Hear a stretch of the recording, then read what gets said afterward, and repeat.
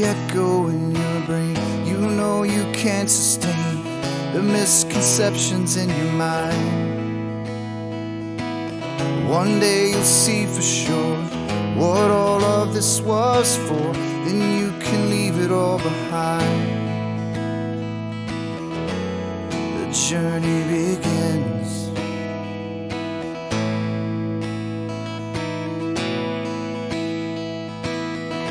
I am the one, yeah, that will show the proof. I am the one, yeah, that is searching for the truth.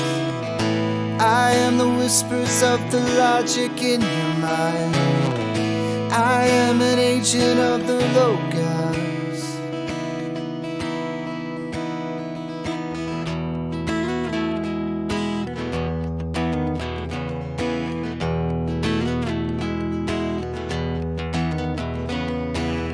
In the beginning was found this thing that cannot speak.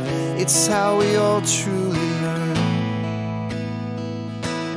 It's only ever attained when one lets go of fear. So don't let wisdom pass you by. The journey begins.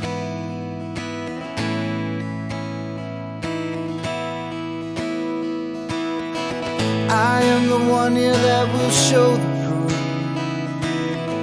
I am the one, yeah, that is searching for the truth.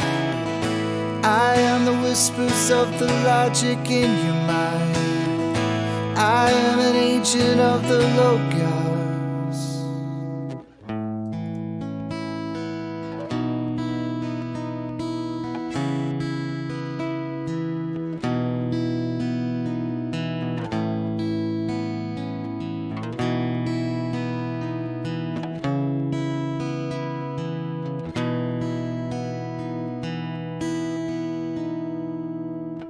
It was there all along.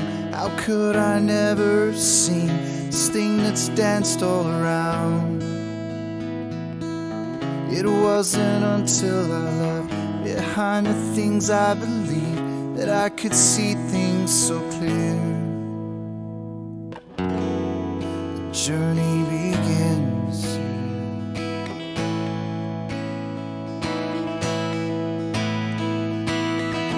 Become the one, yeah, that will show the proof.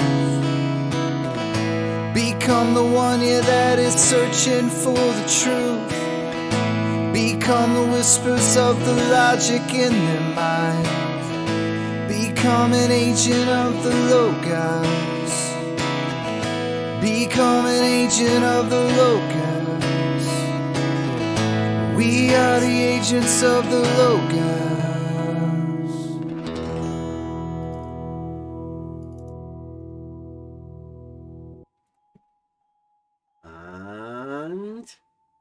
We are live. Welcome everyone. I haven't really got anything planned for today. We were expecting to have a guest with something that he was going to go over. Aristotle, Thomas Aquinas appears. He's not here. So I literally haven't got a clue. We did a fair bit of prep yesterday in preparation for this, so we'll give him a little bit more time. Don't want to start anything unless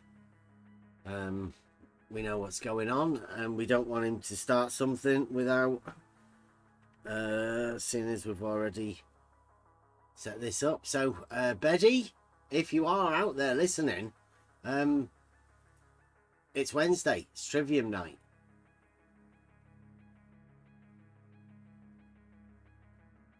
Can I hear music? I've got music coming through my desktop. Where's that coming from?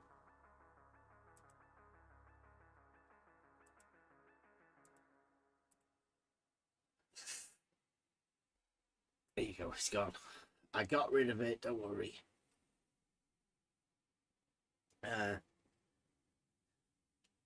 Yes. This is Trivium. We're trying to start an argument. We did have a it's set up. I know, but he's not even joined.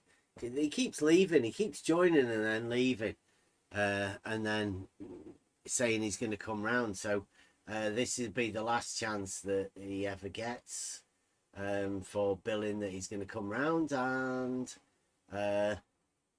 he's normally prompt, so something might have happened. We might give him the benefit of the doubt. Might be running a little bit late. You never know. Oh, thank you very much, Timothy. But I'm not too sure whether there's anybody left that hasn't got a membership. I think you've been that generous, Timothy, that there's nobody. We need to find some new people to come and have these memberships. There's not many people left. You've handed out that many memberships. So I suppose we could go over the original one, I guess. It is Trivium. So the idea is to take on the thought process for the Trivium Day. Betty wanted to come over and display his argument, or come over and present his case that he had. It was developing into a really good argument. It's bloody hot here again. Still not joined, so I don't know what we should do. Let's decide. Since this is going over Betty, and Betty was meant to be coming to further his argument, know whether we should go over the original argument that Betty sort of came in with on Saturday, or whether he is actually going to come and present this his argument himself. Who knows? I see. I can't be doing this sort of stuff every day by having somebody say that they're going to come round and then not, and me not plan something. So I don't know. What do you reckon? What should we be doing times like this? Should we have a backup plan for the unreliability of? He's normally reliable though, Betty. I can't see. I hope he's okay. I hope everything's okay, Betty, if you're out there. I guess we could go over a few of the conversations that we are having at the minute, based around elevation profiles and straight lines. Follow on from last night, Jessica Kozlowski. There seems to be a thing about surveyors at the minute as well. There's flat earthers saying things are measured flat, which is ridiculous. There's other people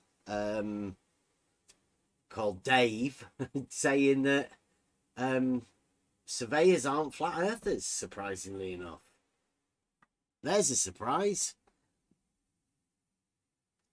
So we have to deal with the reality of these things. And the reality is that, of course, there's no flat earth surveyors, because the earth is not flat. When certain people say that the earth's flat, then that leads to people making videos saying that there are no flat earth surveyors. Well, I think we've been saying that for quite a while. I think, as somebody with a surveying qualification, you should have heard, obviously, people like me stating that the earth is not flat. It cannot be measured flat because there are elevation changes. that makes it not flat. That's what surveyors do. They measure elevation changes. They plot positions and they measure elevation changes. So in reality, that's what happens. That's what occurs.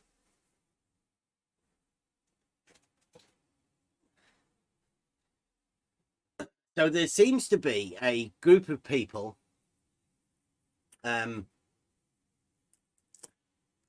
namely the blue marble scientists. They're the ones that say that the Earth is I don't know, what do they say? They're saying that when Jesse Kozlowski measured 3 coplanar points across the bridge, 3 points that are on a level, right, and they're coplanar, then that plane would be assumed to be a level plane. But these guys say it's different.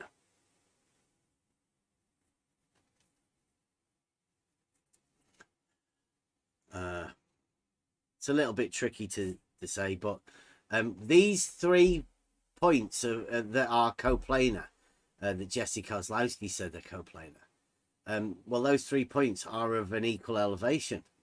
In elevation profile, they would be on a straight line, called horizontal in reality.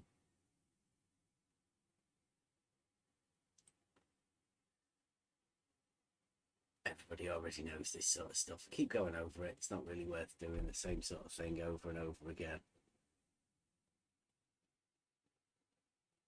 That's actual, not... well, it's more factual than anything. Yeah, they don't reply, J-Ro. They just state their ridiculous stuff and then imagine. Everybody knows that the Earth is not flat.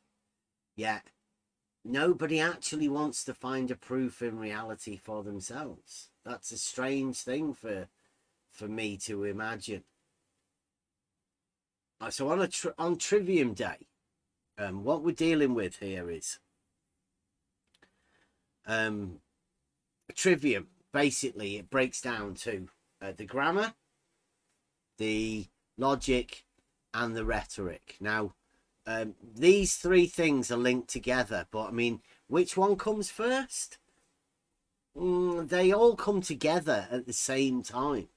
You need all 3 at the same time together, because one of them will support the other, and eventually, because you need rhetoric to be able to explain the identity of a thing, and you need the logic to be able to link the identity to the rhetoric.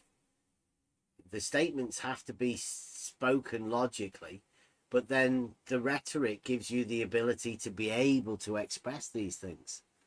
And obviously the identity is that which you are speaking about. You are predicating upon this thing, where it has to be objectified, right? There is an object, there is a thing that you are talking about that is existent in reality.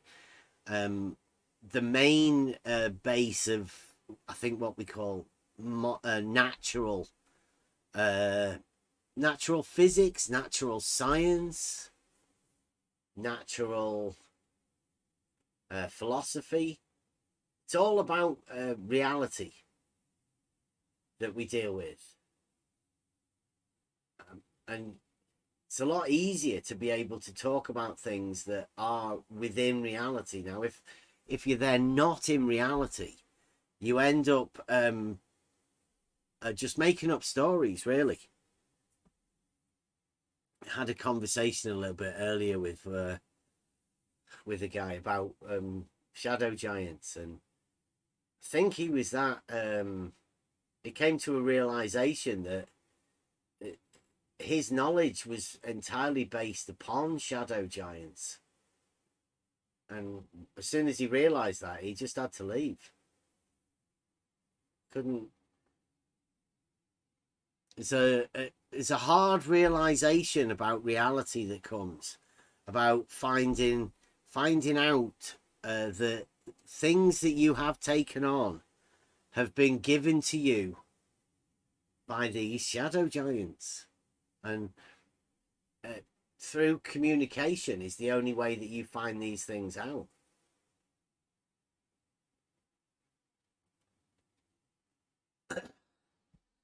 So it's 1:15. Is he still not joined?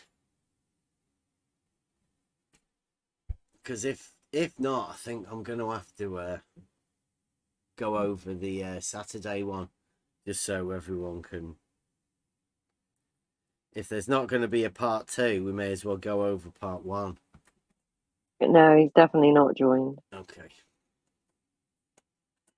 Okay, Betty, we're going to go over Saturday's show. It doesn't really matter if you come in now. I'm not going to turn it around, so sorry, Betty, you missed your chance. You're going to have to come back and do this part 2 again. But remember now, this is going to be under scrutiny for your first meeting, first conversation.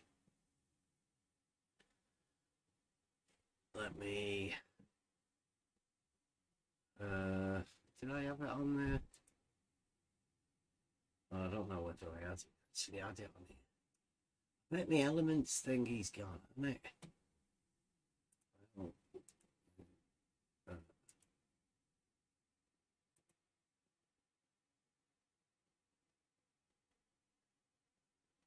Oh, my PC's gone knackered again. Oh well. Don't know. What? Anybody else got anything else we can go over? Trivium? All of that work I did cutting it all and getting it ready. I can't go over it, so sorry. None of the Betty stuff.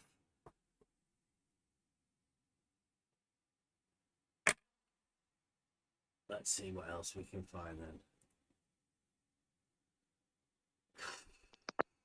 So he said he was going to show up, but he didn't show up.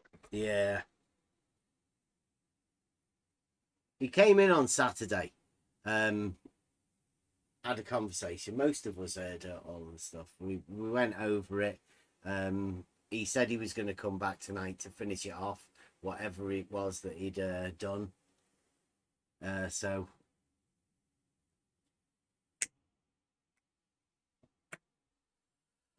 let me see if I can find.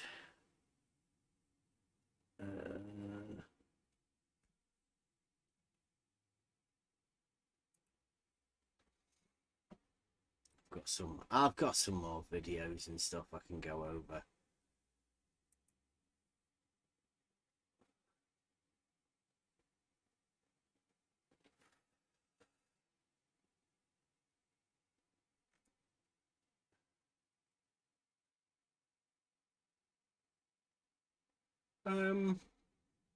Want to go over the bridge? It's Trivium. I'm trying to link something to this Trivium now, because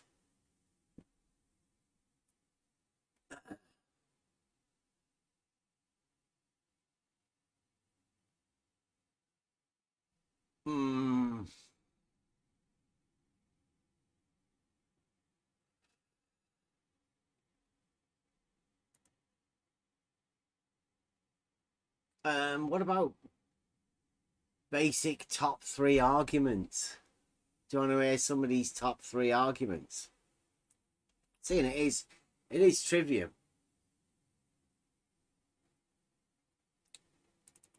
His top 3 arguments? No, not I his. thought he had none. No, this is somebody else's top 3 arguments.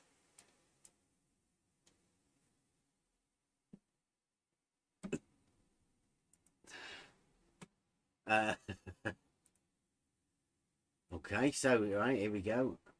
Let me get you guys can have this. This is This is, you know, well, like we sort of do arguments. Well, I've saved a few clips of stuff for stuff. So here we go. This is arguments, but it's from a guy called QE.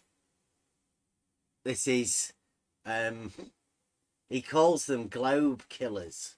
But I mean, how are you going to kill a real globe? It's crazy. You guys can see that, can you? It's only it's 2 minutes, this video, so just a short one for some arguments. So listen to this. So, the globe killers. Now, there's 5 arguments here, but only 3 must be mastered.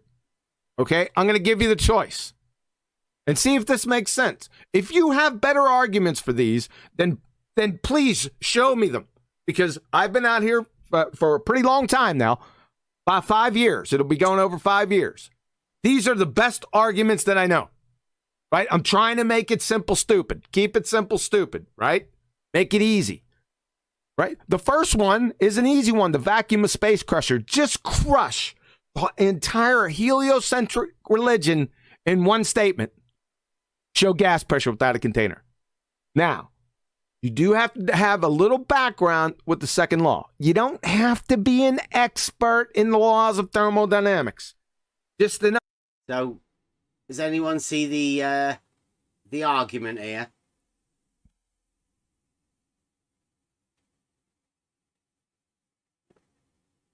You might not be familiar with these sort of arguments. They're what we call non-arguments. That just looks like some sort of an equation. Pressure equals force over area. It's not much of an argument, is it? See? It's only to be mastered. Master away. Understanding of the second law, right? Go to the gas pressure presentations that are on this channel, and I go over all the avenues of approach to this. It's very easy to understand. I'll give you a week. A week each day, spend a few hours studying that. By the end of that week, you should be highly proficient with this argument. No doubt about it. Number 2. Did anybody hear the argument? Nope. Did you miss it? Do you want to hear it again? Like just to make sure that you didn't actually miss the argument. Yes, thank you. Okay, so by 5 years, it'll be going over 5 years. These are the best arguments that I know. These are the best arguments. Right? I'm trying to make it simple, stupid. Keep it simple, stupid. Right? Make it easy. Right? The first one is an easy one. The vacuum of space crusher. Just crush the entire heliocentric religion in one statement. Show gas pressure without a container. Show gas pressure without a container. Oh, yeah, no, that's not an argument. So that's why I didn't catch that. Yeah. Yeah, it's not actually an argument at all. Like, and who's going to show it? Is he saying just show them gas pressure without a container and then that does it, right? Or is it a question? Like you're asking somebody else to show it? And I'm very confused, but I mean, we should be mastering it. I'm pretty sure most people have mastered this already. Because he's been around for 5 years. He sorted that one, right? So now, you do have to have a little background with the second law. You don't have to be an expert in the laws of thermodynamics. Just an understanding of the second law, right? Go to the gas pressure presentations that are on this channel, and I go over all the avenues of approach to this. It's very easy to understand. I'll give you a week. A week each day, spend a few hours studying that. By the end of that week, you should be highly proficient with this argument. Highly proficient with the argument. Show gas pressure without a container. Argument. Show gas pressure without a container. I got it in 5 minutes. I'm good. Even though it's not an argument. Yep. No doubt about it. Number 1, right. Number 2, the black swan for the flat earth. The black swan for the flat Earth. Brilliant. Let's hear about this one then. Not because I did it. It's the best flat Earth argument that there is. If you have a better one, please DM me. I'd like to see it. I think Bev has a better one, to be honest This with is the black swan argument. If you have any questions, No, I didn't put that in. I didn't. Thank you, Neil. The black swan. Have you heard of that argument?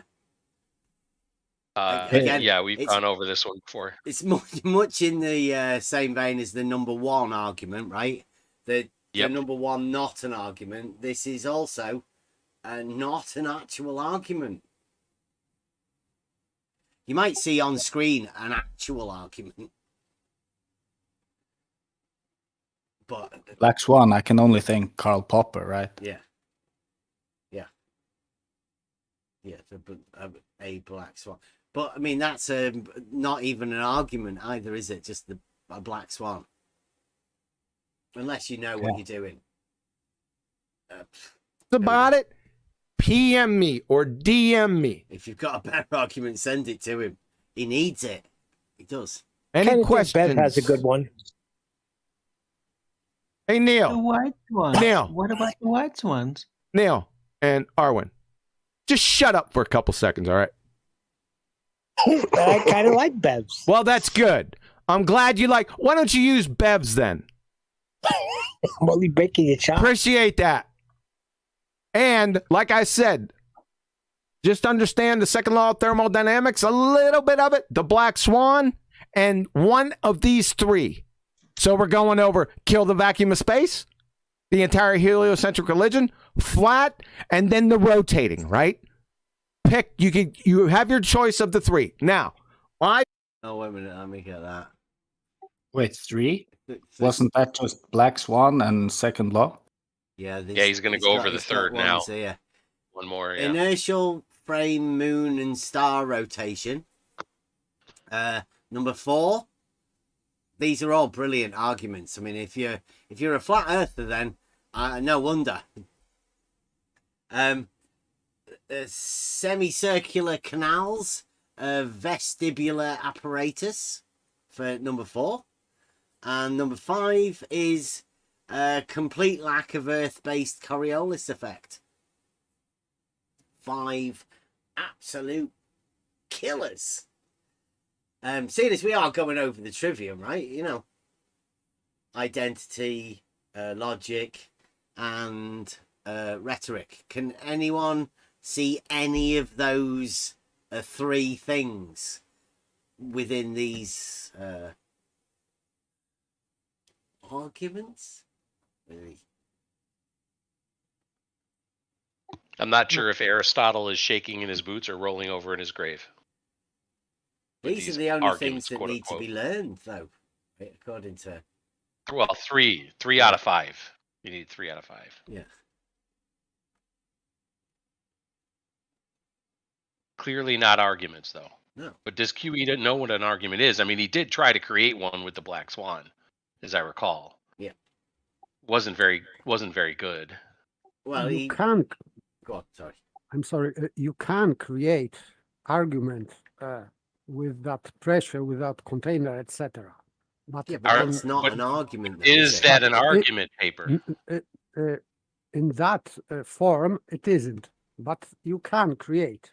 That was the claim, though. Yeah. Yes, of course. Yes, QE I know. didn't bother saying you can create an argument around this if you know what an argument is. He was trying to tell people that these are the arguments. Yes, he said that this equation is an argument killing. I don't know what, but he said that you cannot show me gas pressure without container, and this statement is true. He didn't say you cannot. He just said show me. Exactly. Yes. So show me. It means that because it is impossible. So implication is that this is Yeah, impossible. but you're putting words in his mouth, though, Paper. It's not what he said, right? Yes. This is yes, this is the importance of what we're getting into. We're not being pedantic. At least I don't think Bev is. I think there's a No. point here, and the point is clear and concise communication is what we're about, or at least attempting it. We've found great help in the Trivium for these types of things in creating real arguments that are very difficult or impossible to rebut. And here QE comes out and uses the word arguments without understanding either himself what an argument actually is, because he's not forming one or any, or he's just using it colloquially and expecting everybody else to understand what that is. But either way, it's not clear communication. And your attempt here is to create some clear communication where there is none. Yes, I agree. So that's why I said that you can create from his statement argument, but he's Possibly. not expressing that. Yeah. I'd like to see the argument created from it. Yeah. That would be an interesting thing. No, I can create. You can measure pressure by means of container, or if we are talking about weight, you have to have this weight tool. So container would be this weight tool. So without it, you cannot measure pressure. So Pressure is the difference between two different sides. So a barrier. There Yes, has to this be a barrier, so therefore you need a container. So yes, and the argument would be the necessity of a container to be able to measure pressure. yeah, absolutely, yes. So it wouldn't be about you can't have pressure. The argument would be a container is necessary for you to be able to measure a pressure difference. Yes, that's correct. Yes. So even the form of the actual argument is wrong, right? Because there does exist pressure, but it can only be measured. Yes, but he said, show me pressure. So show me, I understand. Maybe it's too big. It's jumping to conclusion, but for me, in colloquial sense, it means that measure for me gas pressure without container. And this is impossible. But still, this is what I derive from his statement. This is not his words. Okay, let's finish this up. You have your choice of the three. Now, my personal favorite is number 3. Inertial frame, moon, and star rotation. We're going to go over here in a second. The argument's 18 seconds long. An 18-second argument. Timing arguments. I think the formulation and the making of arguments, obviously, is entirely based around logic. There has to be a reasoning process around the argument. So for somebody to say a statement is an argument, then there is no reasoning around somebody handing you a formula or saying, I think there was in the thing on the side here at the end. There's one of these flat earth guys, right? Flat earth data. You know, flat earth society guys, the people that put flat earth in their name. It says, the best and final argument is the sunset. I mean, doesn't that say it all from somebody naming themselves flat earth? This is just statement. It may be, but this guy should present this as an argument. Just statement is not a proof. So this is not an argument. It's the I best agree, and final Paper. argument. No, I mean, if you want to put a full stop at the end of your non-argument, then that's how you finalize your statement, isn't it?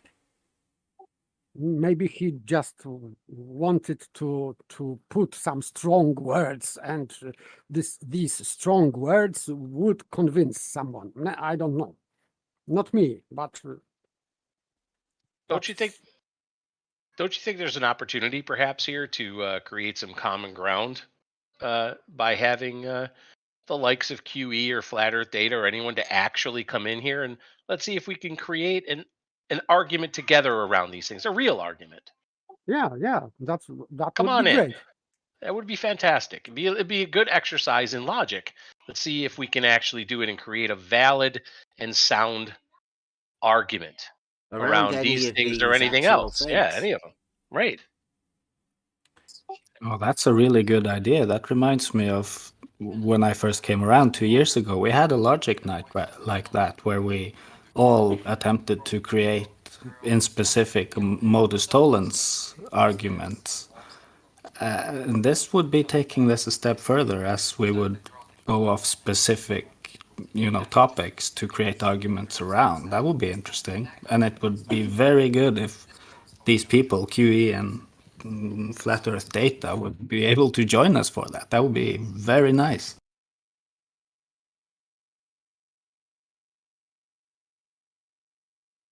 Yes, for example, this modus tollens. Modus tollens, his black swan, which is not black swan because black swan is very rare. The videographer that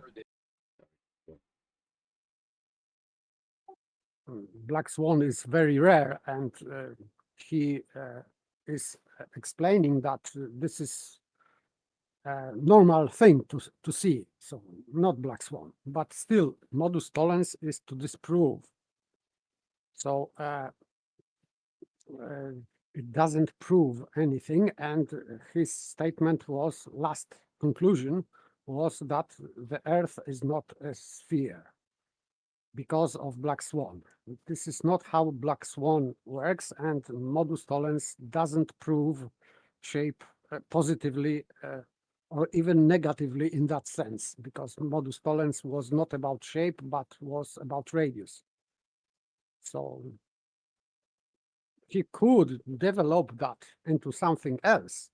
You can create 2 modus tollens or 3 in chain, like chain argumentation, but this one is not disproving sphere. So Well, he just said black swan, right? With no context, it doesn't mean anything, does it? Because you're gonna have to actually have something, a statement of truth, which you would have to have a black swan to show the statement as false. You need a statement of white swans first. Yeah, so just saying black swan by itself, it doesn't really mean anything. So when he claims this is an argument, it makes no sense. It's obviously it's just a statement. And a black swan isn't even an argument. No, exactly. Yeah, and this is complete misnomer, because in that case, in QE case, because if the original statement of Karl Popper was that all swans are white. But in QE case, there is no white swans. There is a problem, because this Karl Popper modus tollens is about that not all. But still, it means that many of swans, or great number of swans, are white, because we can see that. But you cannot have many Earths being a sphere and one not being a sphere, because this is impossible, because we are talking about the same entity. So, this Karl Popper modus tollens is about all, but there is only one Earth.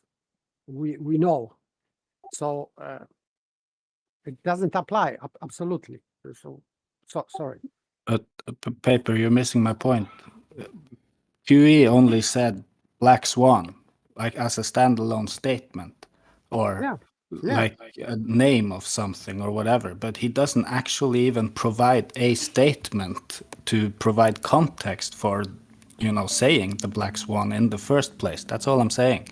There is nothing to go along with what he has provided in this video. That's my point. In this video, absolutely not. But we know that from other sources that he's referring to this picture.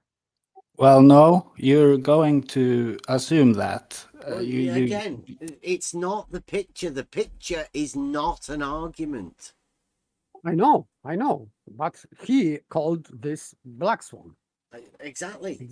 So it's a non-argument that he's talking about something that you obviously know, but nobody else does, because they're just listening in, right? So the thing that you're talking about, anybody that's listening in to us for the first time won't have a clue about what this is. It's just not an argument the way he presented it on Trivium night, right? It's just not an argument.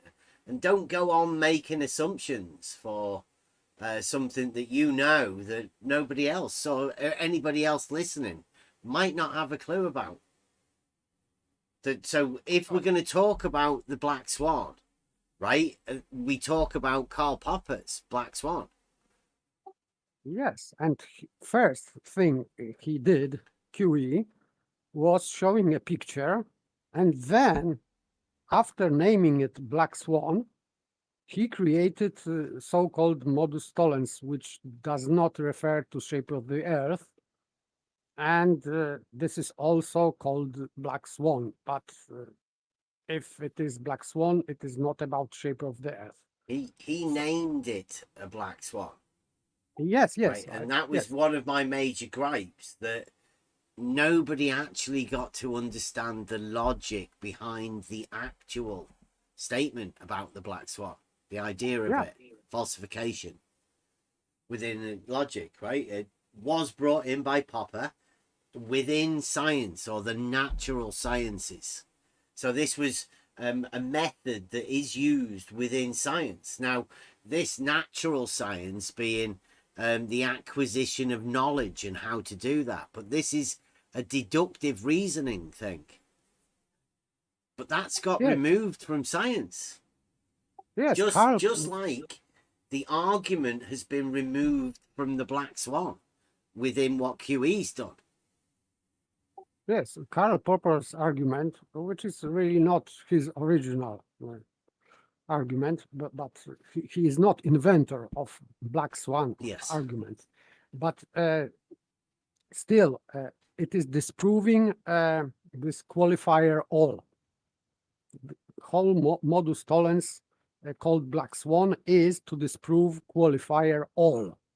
This is only purpose for that. Within the logical argument, right? But to link it to the scientific method, it's falsification of a statement, right? Yes, but specifically with this qualifier all, because it doesn't disprove that swans are swans. It only disproves statement that all swans are white. It doesn't mean that they don't exist or that all swans are black. No. It disproves all. It's not necessarily an all within the scientific method. It's just a statement. If I do this, then this happens. Right? And you go, well, it didn't. You have just falsified that statement that you just made. If this, then this. It's just a statement falsifier. This happened, so it therefore not. That didn't occur.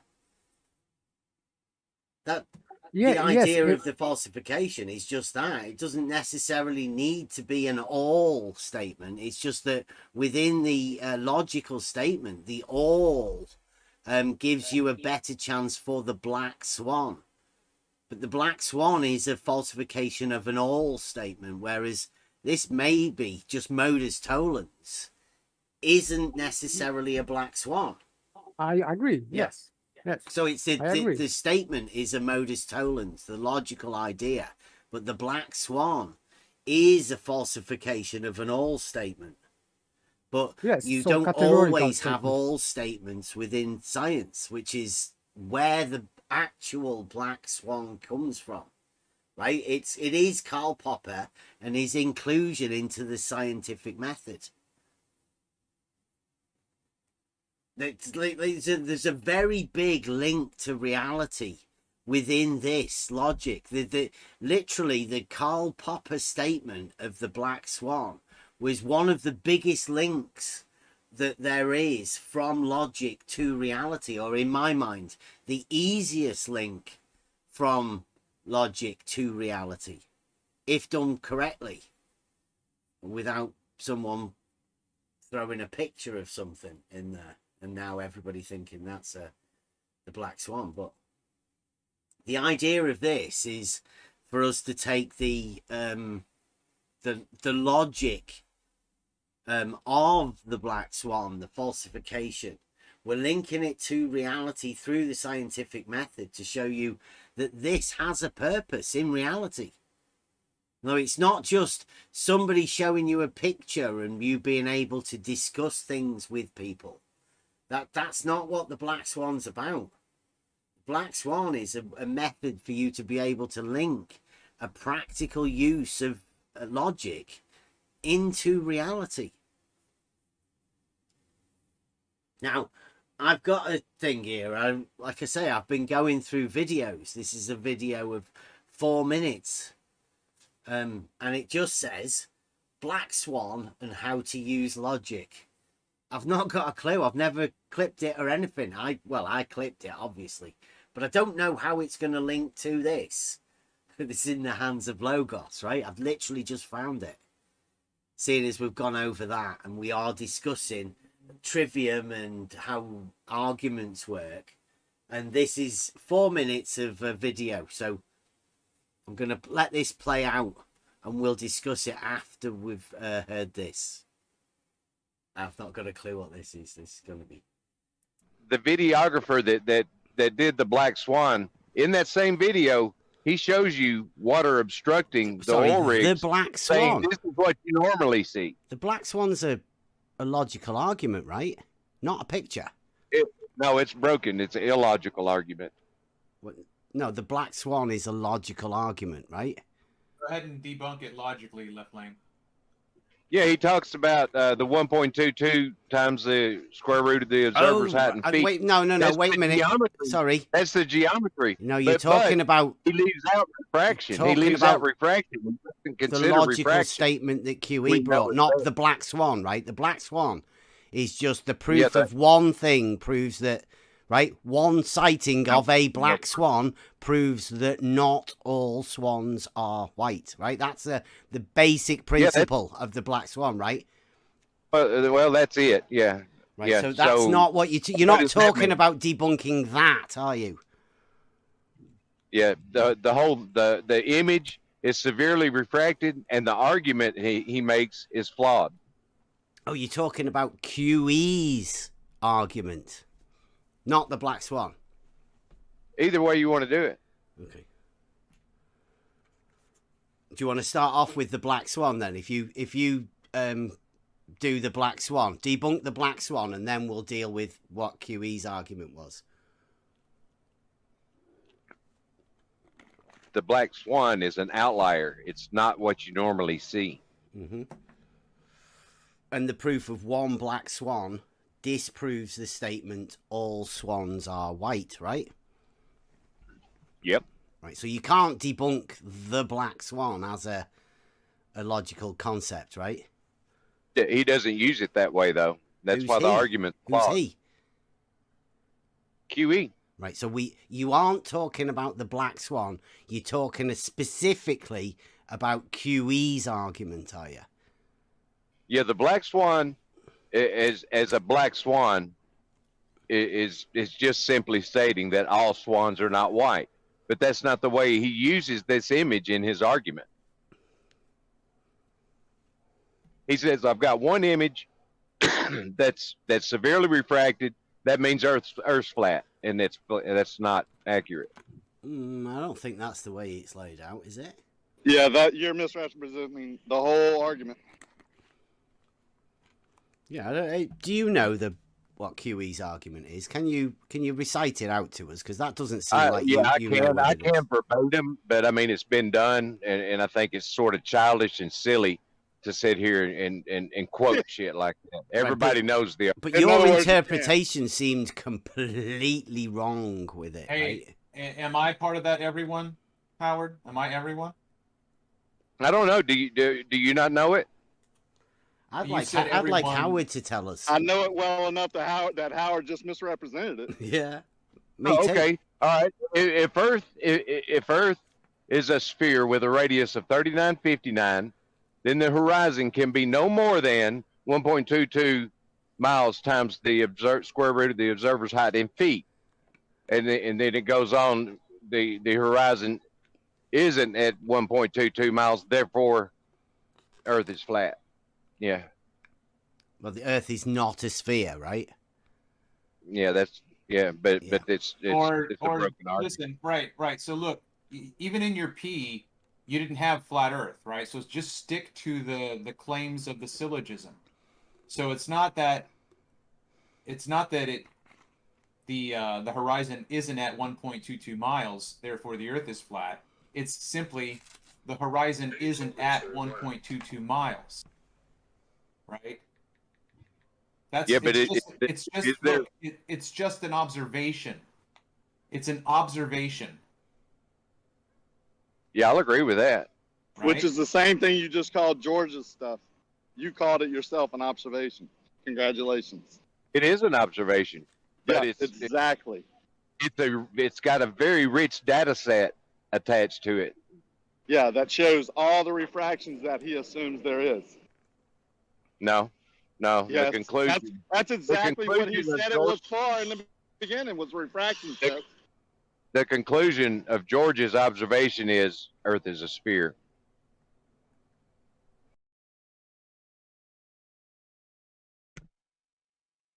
Okay. So that's what other people have gained from a really bad understanding of Modus tollens argument. You can see how messed up it gets. Yeah, the first thing that struck me was the use of the term black swan to begin with, right, in describing what was attempting to be described. The picture. And yeah, and anyone that would have taken any kind of basic logic should have heard of Popper and the real black swan, which is the falsifiability of something or not. So it confuses me why this particular argument with regard to the oil rigs was labeled a black swan to begin with. I don't know if it was just a nice, you can use the nice picture and it looks cool, and the picture of an actual black swan. I just don't know, but it doesn't match the logical term black swan in any way. So that's the first thing that confuses me. And then, of course, you rightly pointed out at the beginning of the video that, whoa, wait a minute, black swan. You're not talking about debunking the actual black swan logical statement, right? The logic piece of black. You're talking about QE's thing. So it's interesting that these terms are thrown about and then manipulated and morphed and twisted into something that they're not. And then people just get, especially in this arena, just go out and use them. Yeah, the black swan, the black swan, the black swan. Within this arena, like Paper was saying, everybody knows it. Well, we're not always in this arena. Not everybody is going to be in this arena, right? And like I've always said, it's not an argument. It's not been presented properly. It's a mess. It's all wrong. There's holes all over it. And I'd love to have a conversation with QE about that. Been trying for years, but I mean, he's too hard to talk to. for us to go over it. So this is one of the ideal arguments for us to go over, and I think we've gone over it many times before. We have, yeah.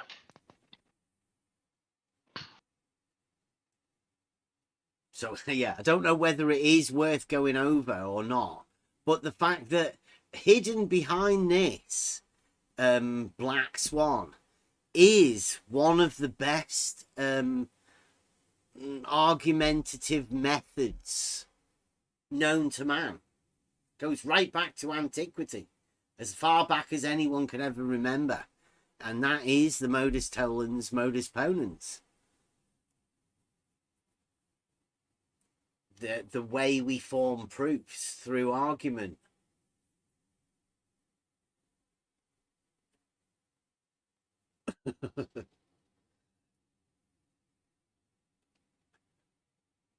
We should be more careful with the arguments that we use within, within our own minds.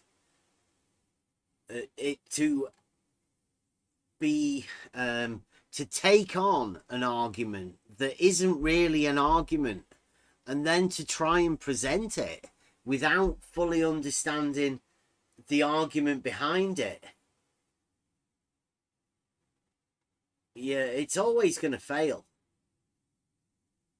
You want to be clearly presenting your arguments so people understand what you're talking about. Let's see if I can find some more stuff.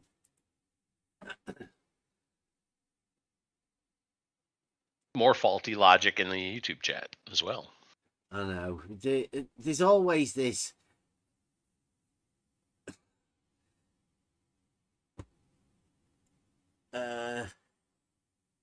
Wow, he's very. Is he against the real globe? Sounds like it. Yeah, wow. Imagine being against reality. That's terrible. Once you can find an argument and you have a proof, that a proof of dogma, right? Because dogma can be proved. It's very easy to be shown. To be shown a contradiction would prove that dogma exists, because there are no proofs there are no contradictions within reality. To be shown through dogma that a contradiction is there, that's the ideal of debate, really, is to catch your opponent, either place them in aporia or give them a contradiction, show them their fallacies. That's what we're here to do. This is what we do literally on Trivium. We do this with each other. It's not something that we personally pick upon people with. This is a method of communication, and it's open to anyone that wants to come and have a discussion. It's not hard. You just have to be on the level, as we say. I'm just having a look for some more short videos, because there's quite a few long ones in here. Got Blue talking about a plane, LIGO. Should we have a listen to that? Nobody's if you want to call the on pictures or anything, it's been good. If you want to call the elevation data into question, Bev, that's up to you. Well, I've got to go by over the as-built drawings. Yeah, I'm just going off logic, Blue. It's on the XY axis, so you'd presume that that's the horizontal plane. At me, anyway.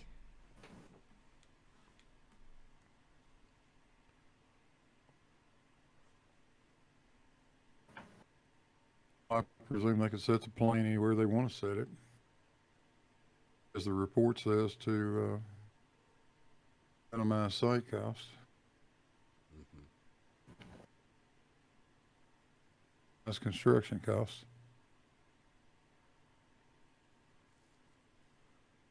I just have that X and Y as the horizontal plane, and the Z-axis is the vertical change in height, elevation change.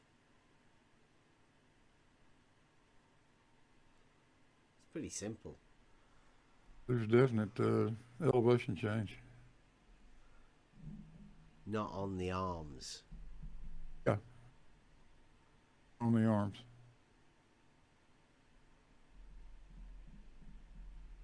Is that to keep it on the horizontal plane? Does you talk about a horizontal plane? Yeah, no. Two arms form a Tricky, innit? plane. Whereas, and that the major bone of contention is that I call that a horizontal plane, but you have a model that dictates there is no such thing as a horizontal plane. Geometrically, on your model.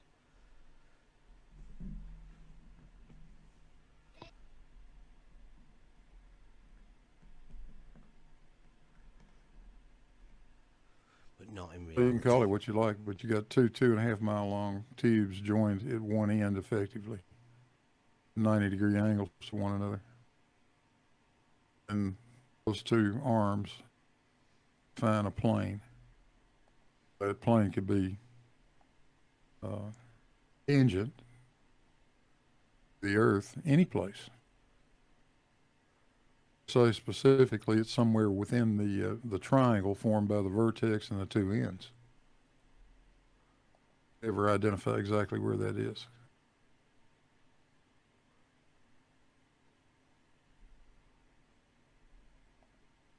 Yeah, like that. That's the way I have a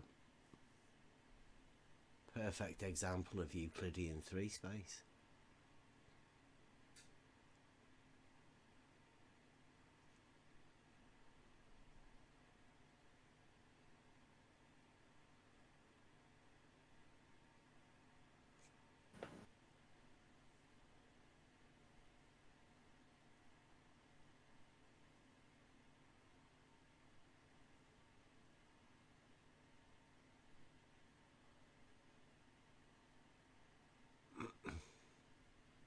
So you guys don't have that.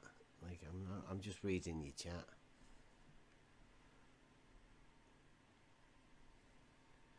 They even Rakir was saying they even call them the X and Y arms.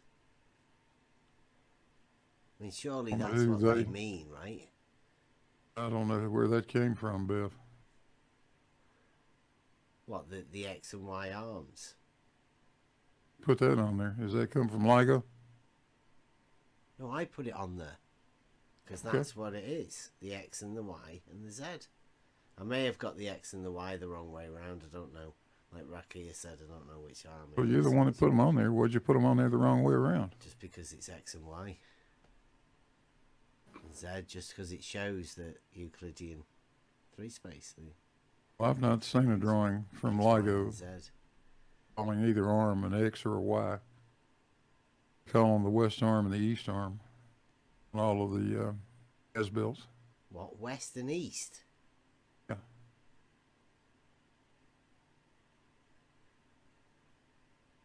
They're perpendicular, right?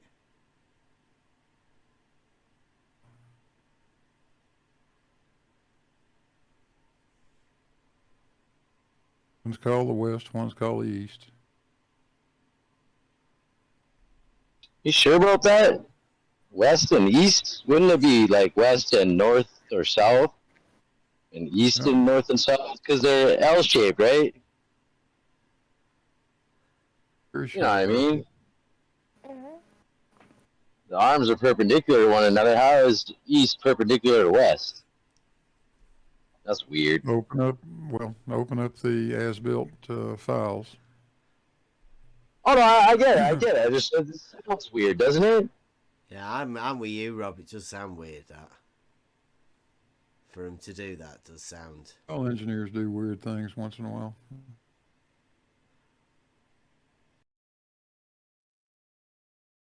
Oh Okay, these are lovely little surprises, aren't they? I've Yeah, done they well are. That was flipping all of these. that was really bad. For Did Blue ever Trivium. pull that back? Did Blue ever pull that back? No, The no, east, no, like east and he's west. just One is goes east and one is quiet west. whenever asking questions. Rob was 100% correct. Yeah. How do you have east and west with perpendicular? I mean, shouldn't it be north or so? He was 100% correct.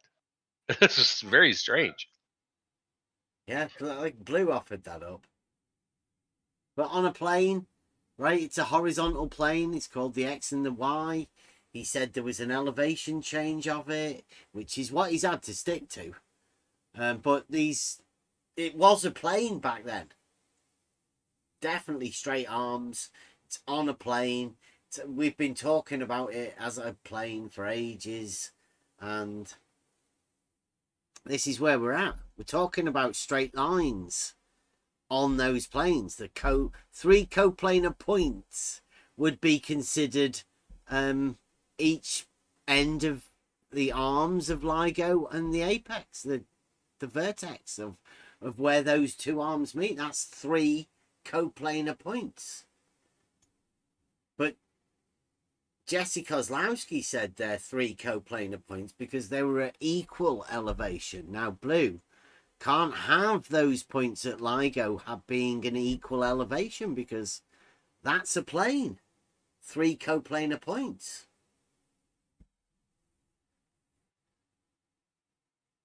Jesse Kozlowski has three coplanar points, but Blue Marble imagines them differently than the three coplanar points that would be in that. As well as I've got another one. If SE's here, you know, there is another argument that's being made at the minute, and it's not a new argument. It's again a guy called Jesse. Jesse's a big on this, so let me get this. I went over this today. I've worked out to show this. Guys, see that? Okay. A George warning. Nobody get offended or anything by us showing this. This is literally a clip to explain about an argument or a test. Well, I think it's an argument that's being made. That there is a if this then this type statement that can definitely be made about this. Here we go. This is a string argument. I've worked out the mathematics for sag in a line, and I'm doing a video on that, the mathematics of that. And I've been talking to the owner of Finn's fishing line, and he's sending me about 1,000 feet of spectral line, his top of the grade fishing line, and I'm going to be setting up a horizontal tangent between the two ends of the line to see how the actual sag in a line agrees with the mathematics, and I'll be doing it for different tensions in the line and different line lengths. Test. Oh, that sounds cool. That's Ranty's test, right, George? Well, I'm not. I mean, this is not for flat earthers. Cleary's This is muted just as well. to Is show the agreement for a between reason? experiment and mathematical modeling. All right. Ranty did have that test, though. Did you say you had it before him or not? Cleary is I muted. know that this is something that you know Ranty's been wanting to do, and Jaron and a bunch of others. And if you want to look at the mathematics, you'll see how it works, how to predict the sag in the line given a certain amount of tension in the line, in the length of the line. All right. Horizontal, right, you say? Yeah. A horizontal between the 2 points. Between the two ends. Take a line, take a cable, stretch it out, say take 1,000 feet of line, stretch it out, put a certain tension in it. Yeah. In the center, the line is going to sag. The mathematics that I've worked out will predict how much sag there will be at the center of the line given the length of the line, the weight of the line per unit length, and the tension in the line. And I'm going to see how it conforms with actual What? field measurements. Yeah, what's that got to do with the horizontal? Has nothing to do. Has nothing to do with this. You I did was say just saying, horizontal, this is though, a didn't test. you? This There's has people nothing other to than do you in with the world, what you're Bev. doing. No, he did All I say said- horizontal. all I just doing is- wondered what he was doing. Jesus Christ. All I was doing was informing McToon that I have a nice little video coming up where I'm going to do some field tests and see how it agrees with the mathematics. It has nothing to do with your test. Oh, fuck. Okay. Promote it. Can we have a chat about that sometime then, George? Because we haven't really gone over our test. Or you wait and watch my video, and then if you Yeah. have comments, I'll be more than happy to answer them. There you go. Okay, after the fact, right? Well, why Yeah. not? Okay. Why? What's the point in discussing it before the fact? Until I present the mathematics and actually make measurements out in the field, what's the point of doing it before then? Well, it sounds like you've robbed it off Ranty. I'm sure that sounds exactly like what Ranty was talking Dear. about. All right, let's move on, Bev. Come on. Okay. So this is a fishing line or cable thing, which I know somebody else is doing. He was talking about fishing line, certain buoyancy that water has in, sag free. That was the idea of this with George. But can anybody see what you might need in order to test this? What might you need in order to perform this scientific test of sag? I'm not sure what George was talking about. He was trying to put this line in the string in horizontal. Or what? No, he's got some mathematical thing about the sag. He was working out the mathematics for the sag of a certain line under a certain tension. Oh, okay. But you're right, he did mention horizontal. Now, in order for you to check and measure that, your mathematics is correct for the sag of a certain line under a certain amount of tension, what would you need? Now, some reference line. Yeah. For example. Or so you can, for example, use water level, and between two ends of water level, you can have very thin strings. But he's talking about the middle, isn't he? Yes. George, he's talking about the middle. That's where the sag's measured. So how do you measure a horizontal? At the middle. In reference from your two ends that you're checking with the tension. If there is a tension and it creates some kind of concavity, so that would be, the string would be useless.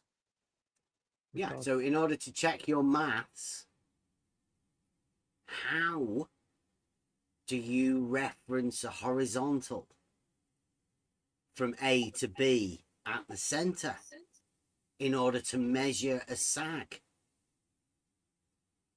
No, you have to have this straight line. So as a reference.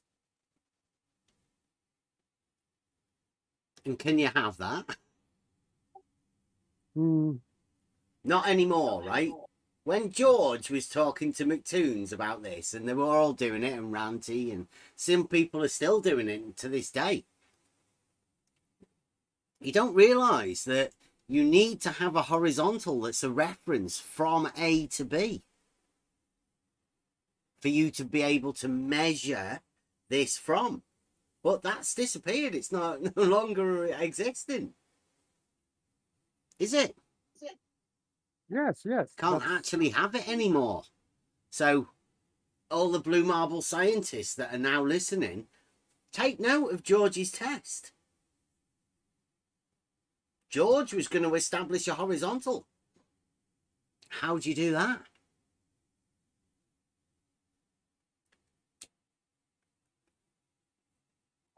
If the string is too heavy, and obviously it will be go down in the mid, especially in the middle. So this line, this string will be not horizontal, obviously. So you cannot establish horizontal in that way. No. I'm not saying you can do that. I'm saying I know how you could establish a horizontal to measure the sag. I'll tell you how to do it. I would say, like, you get a water level, and at the midpoint you put an extra tap in, and you've got your horizontal point. But you mean you could do it with either end, from either end, with a water level of half the distance. It would be easy. You just place it at one end and then place it in the middle, and then you measure the drop from the sag. But not too sure whether these guys now realize the position that they're in. I don't think it's possible for them to be able to do that under their idea of this. Rather impossible, because they assume that this tap in the middle would be higher than in ends. So even if he had this perfectly straight string, he would say that it is below. So you cannot check that this is straight anyway. Yeah, they don't actually have a way of checking. Yeah, absolutely not. For their baseline to be able to measure any of these sag things at all. It's been given up to a bendizontal, but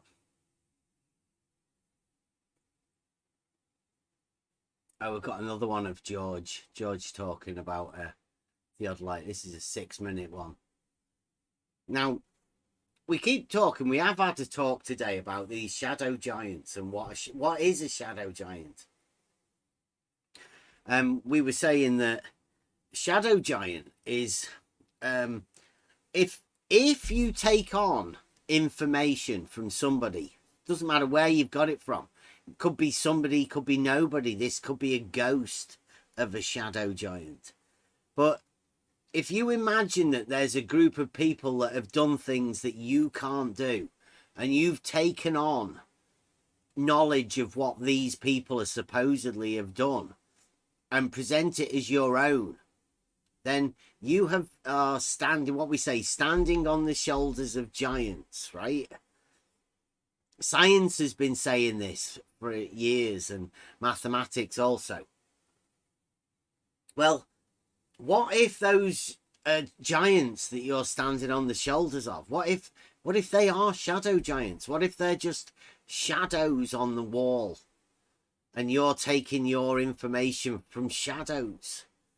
You don't actually know what they are. They're non-existent. So you standing on the shoulders of shadows gets you nowhere.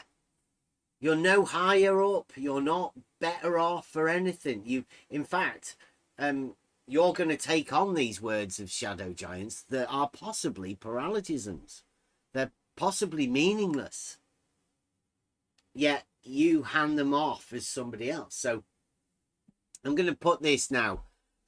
George, and to a similar extent, Jesse Kozlowski, because for the sakes of the information that we're talking about now, neither of them are going to come back to validify any of these statements that these guys make or have made.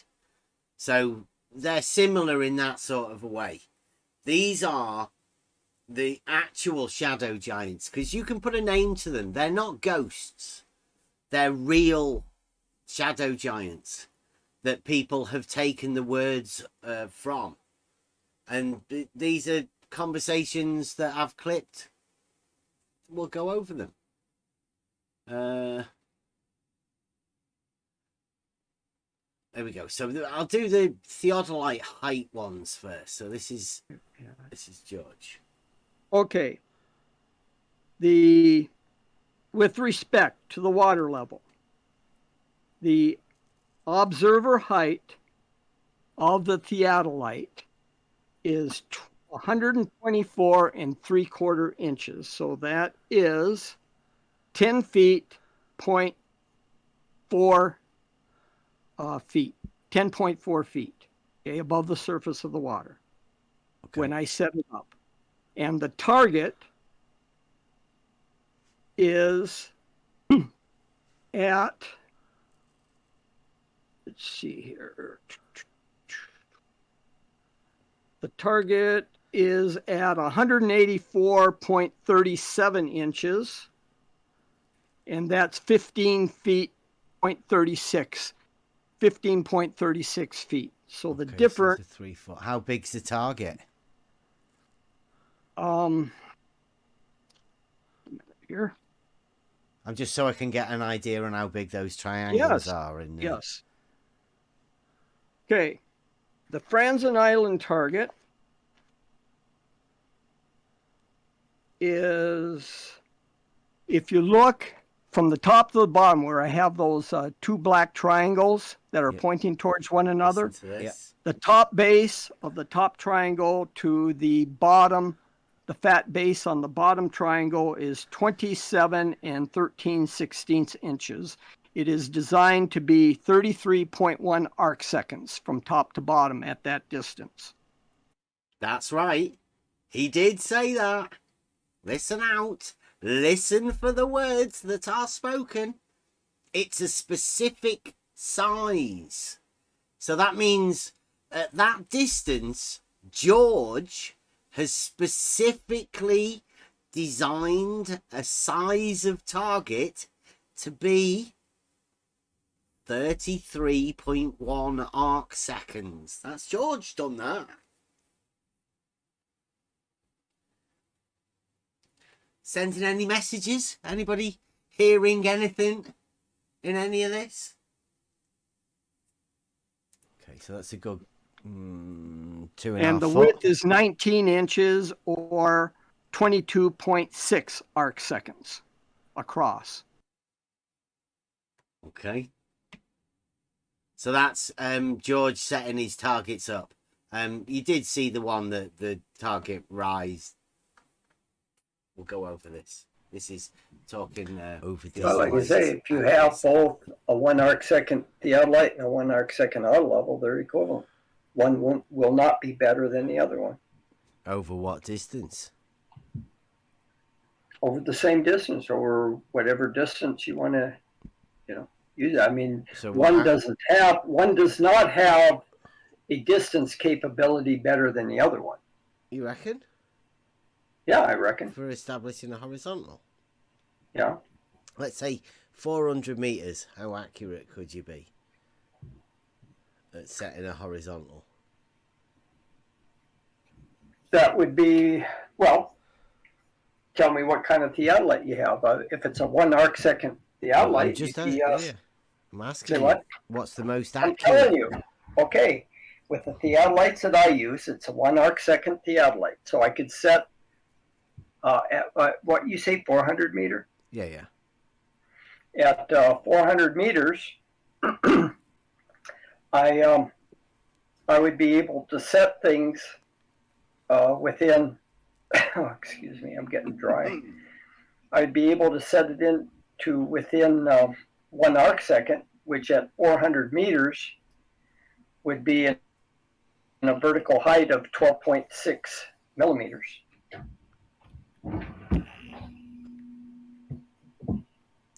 12.6. Yeah. That's your accuracy. Yes. Wow. At 400 meters. That's cool. The accuracy of your crosshair on the horizontal. Oh, wait. I'm sorry. God, I'm getting tired, Bev. Back up. That was wrong. That was something else I was thinking about. Yeah. No, that's wrong. Perhaps you've got I'm somebody sorry. feeding you the wrong information there, right? What do you mean, somebody? There's nobody here. Have you not just still got your calling. Skype line open to Rumpus? No, shit. Brumpus went to bed long time ago. Yeah. George knows when Rumpus goes to bed. Or he knew. Sorry. They talk a lot. He did back in the day anyway. Oh, let's see. 1 arc second is, let's see, that's 4.848 microradians. And at 400.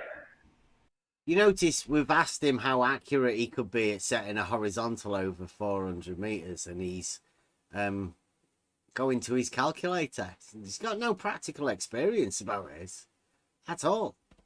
No. Meters, that's 1.9 millimeters. What, you can be 1.9 millimeter accurate with a horizontal over 400 meters? Well, that's what you're asking for. I mean, No, that's I'm of course. asking you with what tool would be the most accurate over 400 meters? I'm saying they both, for 1 arc second, for a 1 arc second instrument, they would both be able to get you within 2 millimeters. So this is George saying that with a theodolite over 400 meters, he could get you within 2 millimeters. Anybody remember a test that some people went out on Southport Beach to check, what was that, 500 meters to see the accuracy? Yep. Anybody Yep. remember that?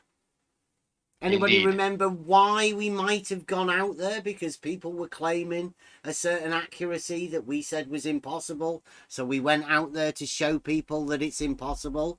Well, this is the guy claiming it. After doing calculations. And then some other people, blue marble scientists, decided to look at Blackpool Tower in the picture behind. Right? They completely missed the fact that other people had claimed that you can see to 2-3 millimeters over 400 meters. Why did we do the test? I wonder. Why did people misrepresent it? Pretty obvious, I'd say. We'll carry on. 1.9 millimeters. No way. Yeah. For horizontal. But the thing is you're going to also have to work in earth curve on that particular measurement going that far out. If you go that far out, horizontal. Why do you need to figure in earth curve to a horizontal? 0.78. Just a minute, I'm good. He's mathematically deriving an earth curvature something to do with horizontal. Crazy. I'll tell you something here. At 400 meters, at 400 meters, the earth curve is about 12.6 millimeters, so you're going to have to add that in. Add it into a horizontal. Where do you add it in? Well, if you're taking your arm level, say, and you set it up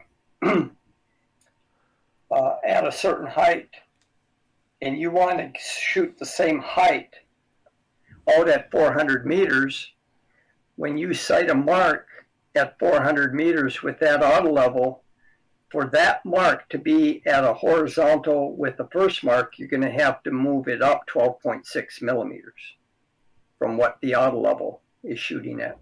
Sorry. Say that again. Like, wait a minute. Okay. The auto level is establishing a horizontal. And then you have to lift that up 12.6. Just a minute. I'm getting so tired here. I know. Hang on. Okay, you want to shoot a horizontal. Okay, I'm sorry. God dang. Let me think here. I'm sorry, Bev. I'm just really getting tired. George was telling us for quite a long time. But you can see that this is why we call this the nutsacking. Because something happens to your brain. That there is a contradiction that George has just decided upon here. And I don't think he'd ever realised it before. That the accuracy claimed by George of a tool over 400 meters is within 2 millimeters. The claimed drop, according to the Rumpus pole measurement, the drop, yeah, that's right, the vertical distance drop number from the horizontal of a claimed dogmatic model is 12.6 millimeters. So as you can see, the claimed accuracy of the tool is well within the actual change within the model. So can it be measured according to these dogmatic globe guys? Yeah, of course it can. George is telling you it can. We went out to show people that this just isn't true. We've already falsified what George is saying. Yet there are people that will show you a picture of Blackpool Tower and say, don't look at this. No. ECV the shit out of that. Pretend this doesn't exist. Look at Blackpool Tower. Magic wand treatment. Blue marble science, as we call it. Blue marble scientific method. Distraction. Want to shoot a horizontal? Yeah. Yeah, you could, backing up, that horizontal could be set up to within about 2 meters or 2 millimeters if you didn't have refraction that you had to take into account. Take into account refraction over. Yeah, if you had refraction over 400 meters, you're not going to pick up a whole lot of refraction, but you could maybe have some, but not likely to really significantly change things. So I'd say you could probably set yourself up within, for sure, within 3 millimeters at 100 or at 400. With which one? Well, I'm saying I would give myself a little more range for margin for error, and rather than say 2, I'd probably go with 3. Okay, 3 mil, and that's with the Theodolite and the auto level. Correct. A 1 arc second instrument, one that is an capable. Optical instrument. Yes. Okay. Now, what do you reckon? How accurate would a water level be? Well, I've never seen one of these micrometer water levels that you guys claim are available. If that's available, it should be. Let's take the micrometer off, right? Just have a normal basic water level. How accurate would that be? I wouldn't guess that could be better than. I wouldn't want to push it more than a millimeter, I would think. Okay, well, but that would be more accurate then. Yeah. Okay, so over distance. Oh wait, no, not for a horizontal, for level. No.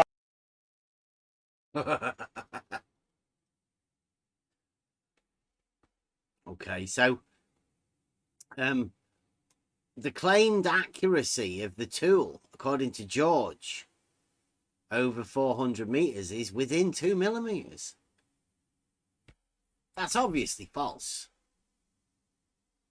The claimed accuracy of a water level over 400 meters within the millimeter, that's true. Now, the only question is, do you believe that the water level is a tool just like the auto level that establishes a horizontal plane of reference? Or do you believe somehow that this claimed accuracy of a water level over 400 meters is not establishing a horizontal plane? Because you'll be in for a shock. There's an infinite drop if it doesn't establish a horizontal plane from one end to the other.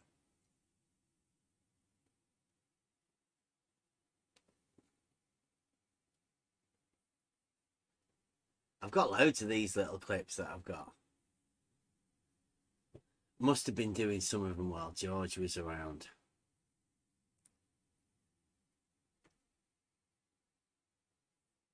That's more gone.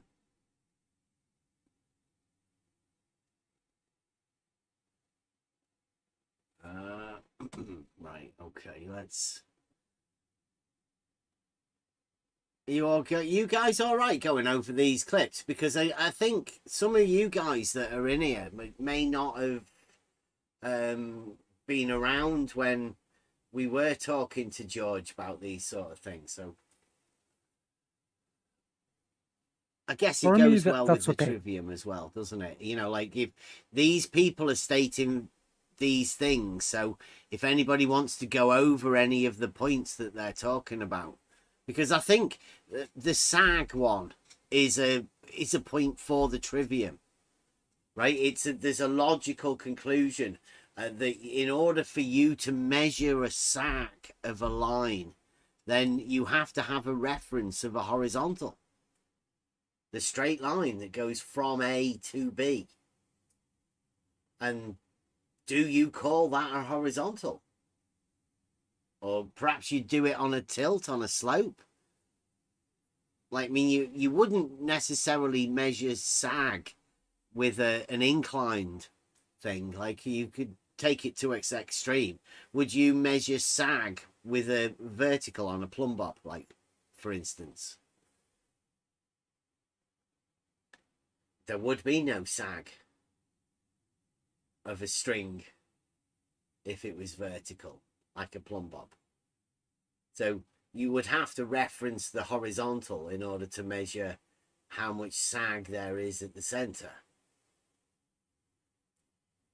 Yes, and this horizontal in that case would be for that curved string would be a chord line.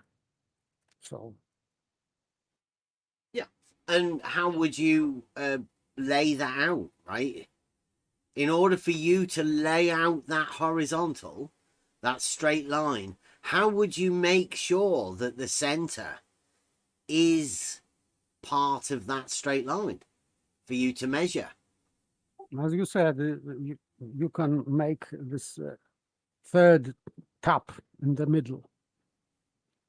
But for that you'd have to be you'd have to know that a water level establishes a horizontal plane, right? Let's say you're George, right? And George and Blue Marble. Let's put yourself in Blue Marble's shoes, right?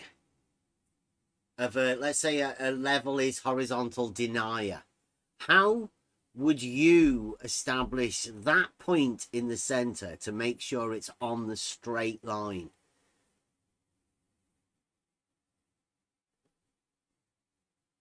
From A to B. For me, this is obvious, but I would say that there is no other way. But in physical world to establish it, because with auto level, there is no physical line between 2 points, but you can make third point in the middle by water level. So, yeah. But if, I mean, would you trust differential leveling? Because we've been going over this, right? So, in an analogy of using Lake Pontchartrain Bridge and Jesse Kozlowski, when Jesse Kozlowski had 3 points, he called them 3 coplanar points, all on the level at the beginning and the end and in the center. Right? Now, if you were to do that and take it on that they are all on the level, the same level, all the way across, in elevation profile, they would be all on the same horizontal line. That's a given. Everybody knows that to be true. So if you were to plot the elevation of this center point, at least in an elevation profile, it would be on the same straight line. But how would you make sure that the tool that you were using would actually do that? Like, you know, let's say you're doing it for yourself. So how would you make sure that it is on that straight line? And that's not just to you, Paper, it's to anybody that's like looking at this. As within the scientific method, if you were to measure a sag of a line that I can't imagine why you'd want to do that, right? Because it'd be dangerous, wouldn't it? Imagine the tension that's on the line at the center and what could occur by that, by you putting a line under tension over, I don't know how long. Even 400 meters it's a lot of it's a massive whiplash that could occur if that broke any line under tension. But let's say you were to do that, you would have to guess where the center is in order for you to measure. So how would you set that out and do it?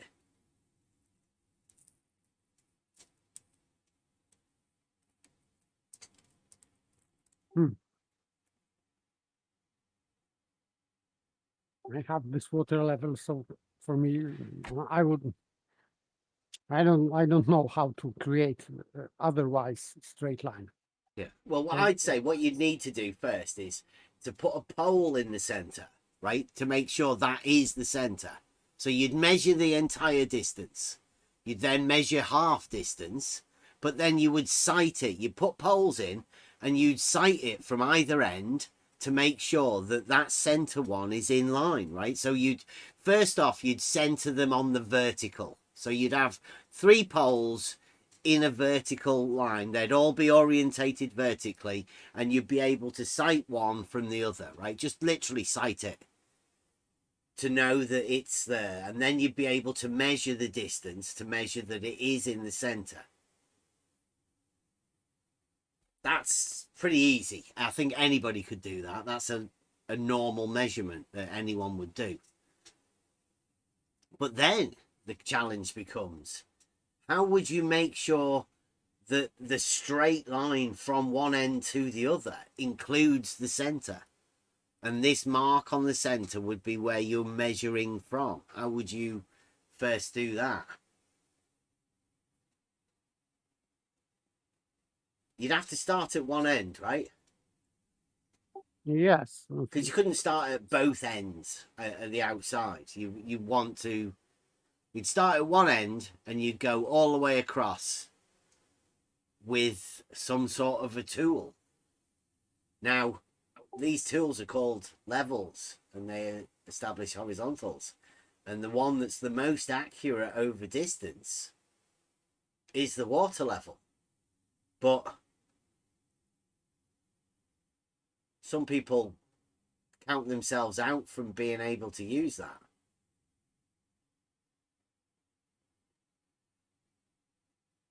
Okay, but still, you can align, you can even sight, which is strange for me. You can sight from auto level even. One end of water level with another end, or whatever it would be, even the pole.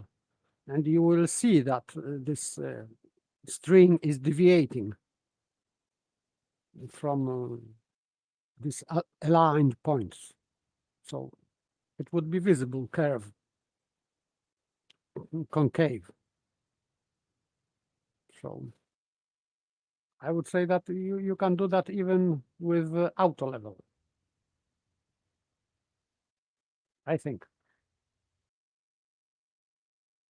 or any optical device, in fact. Yeah, you can do it bit by bit. You'd never do it all in one go because, like George was saying, he thinks he can be within 2 millimeters, and he's just terribly wrong. You can tell he's never actually done a sighting test. I mean, we actually have done this. We know that the recommended distance to stay is within like 50 meters to 30 meters to be highly accurate. You don't really want to be doing much more than that, but you can sight up to 100 meters, but you're already at 2 or 3 mil out at 100 meters. You know, you cannot read that rod to 2 millimeters. It's not possible. So George's claim is 400 meters mathematically, because you could hear him typing it out. It's just wrong.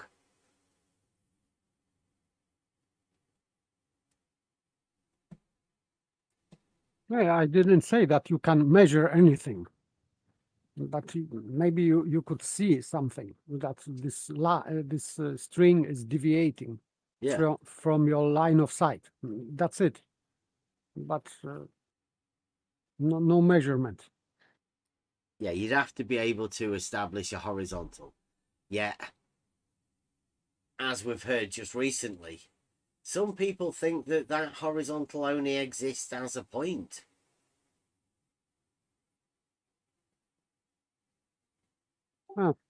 It's this violation of identity. Yeah. Point is not a line.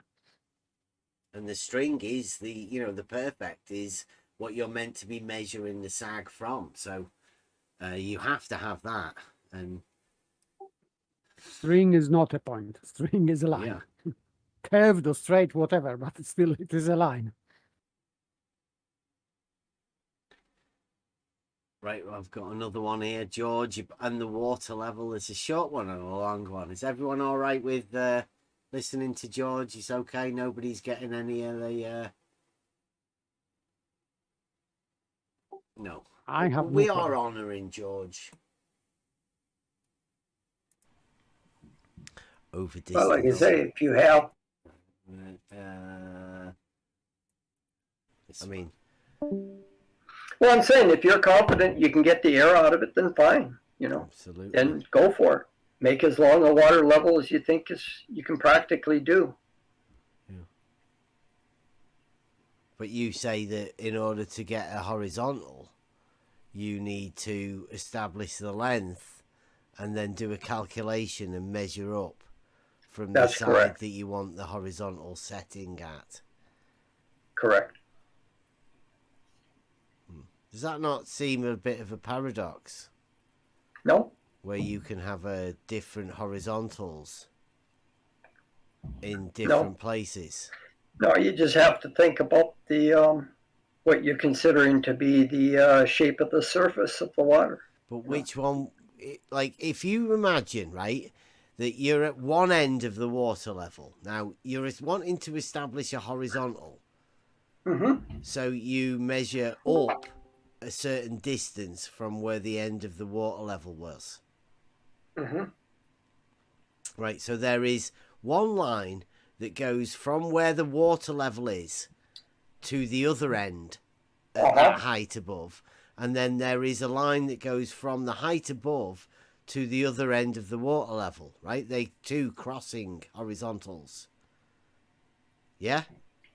That cross at the midpoint. Wait, I didn't quite follow that.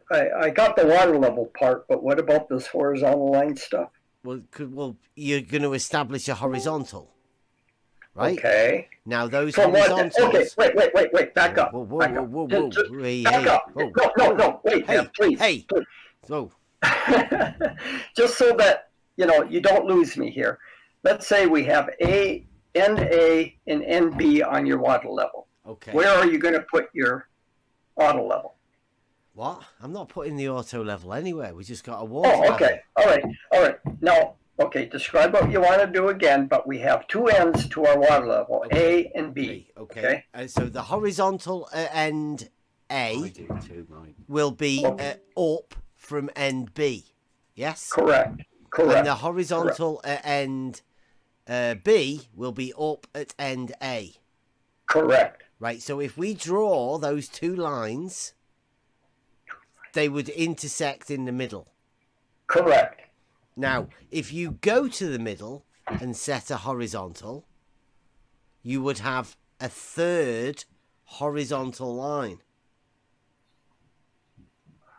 Just a minute.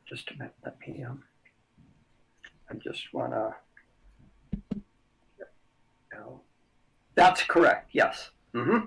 Right, brilliant.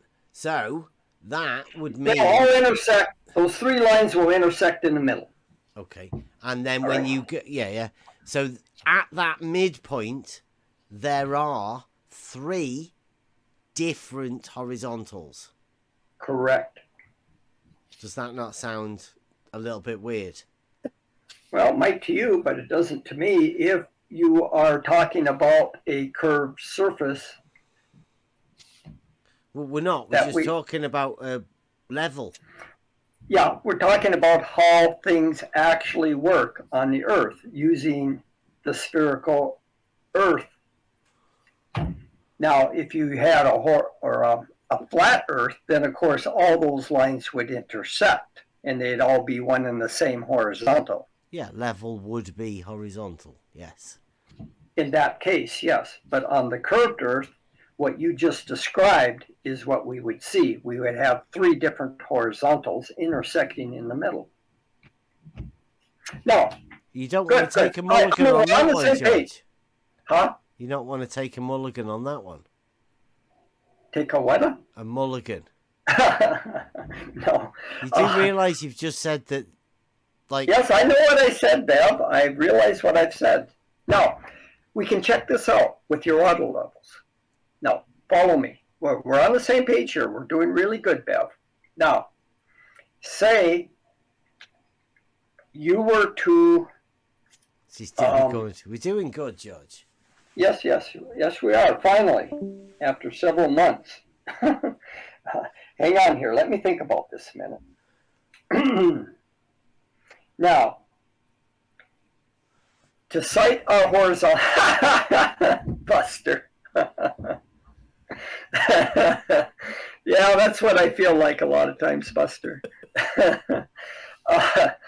All right. Now, before I proceed, now, for our horizontals that we're talking about at end A and end B, on citing that horizontal, would you be comfortable with, say, taking an auto level at A, setting its optics up so it's at the same height as your water level, and then sight out on the horizontal on that? Would you be happy doing that? We like I said, we've already done that over 100 meters, George. Well, no, I'm asking you, would you be happy doing that?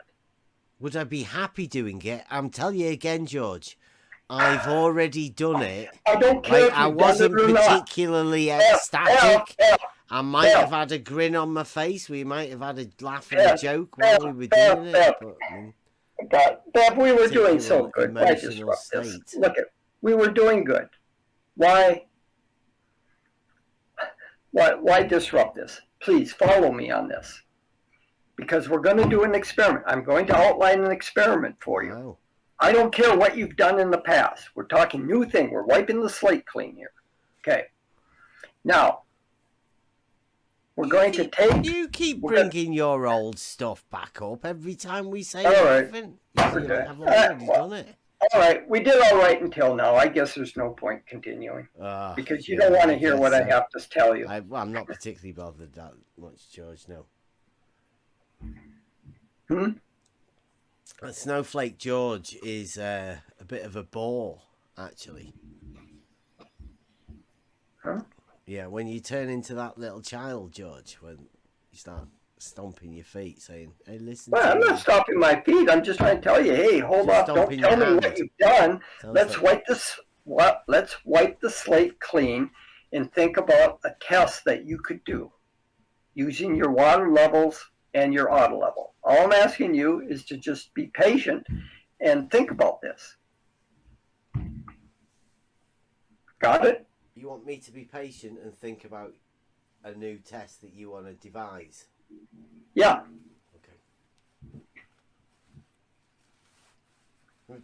Don't be upsetting Rumpus now, because he's got Rumpus has got his test. I don't care about what Rumpus is doing. All I'm talking about is something for you to try yourself, since you have a water level. I've got loads of tests that I'm doing myself, George. You don't need to All worry right. about us. Okay, Bev, okay, never mind. I was trying to accommodate you here and get you. You were so close to getting this, but it seems like you just don't want to get over the top of the hill here.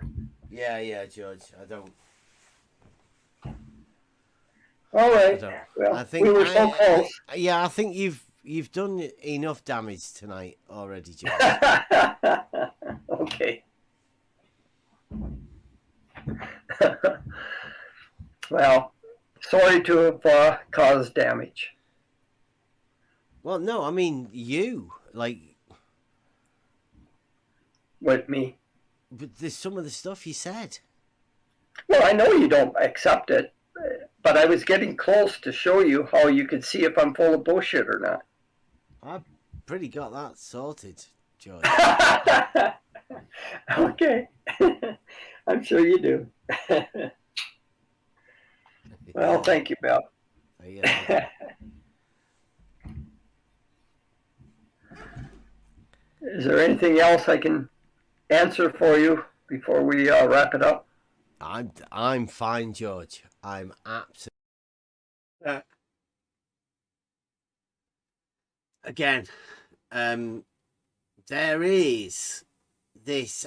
I consider it a very simple, logical problem for you to derive level being horizontal for yourself. And using the tool water level is a very good an example of how that works. Myself, thinking about point A and point B, I cannot have both B being lower than A and A being lower than B, because that just doesn't make any sense. I can't place a logical system around those two things. And that's what comes to my mind the moment I hear level not being horizontal. Seems that there is another school of thought that can. I'm unable to understand how that is derived. Now, I've been asking people for, well, years how to explain the not that, because obviously level being horizontal is provable within argumentation, but more importantly, it's provable within a thought, an understanding of the simultaneous below. Is literally an impossibility. There is a claimed quadratic formula that mathematically is within itself impossible, yet it's claimed to be the standard of choice. It seems like we're living in a time where everything is backwards, literally everything. It's hard to understand what the fuck's going on. These Trivium nights are meant to be for that sort of a thing.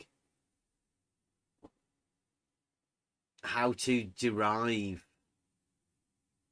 this sort of stuff from reality, because this is where you get your thoughts from.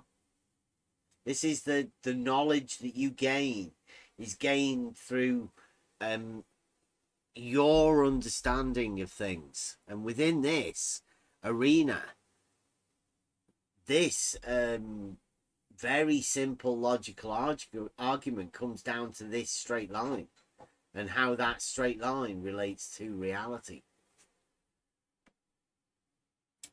Right. Switch the kettle on for us, please.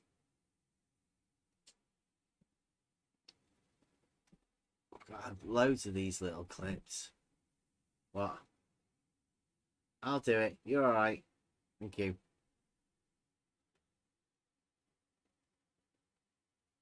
Oh, what's this? Globe surveyor accuracy. Sean G.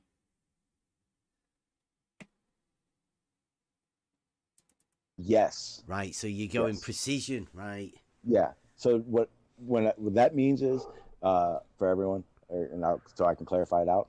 I'm not expecting to be able to distinguish it being a tenth off. I won't be able to. I know I won't be able to at 400 meters. It's just not going to happen. But if it's anything beyond that, then it's in my accuracy range. It's in my margin of error. That's Sean G. A half of a tenth. That's how you commit to it.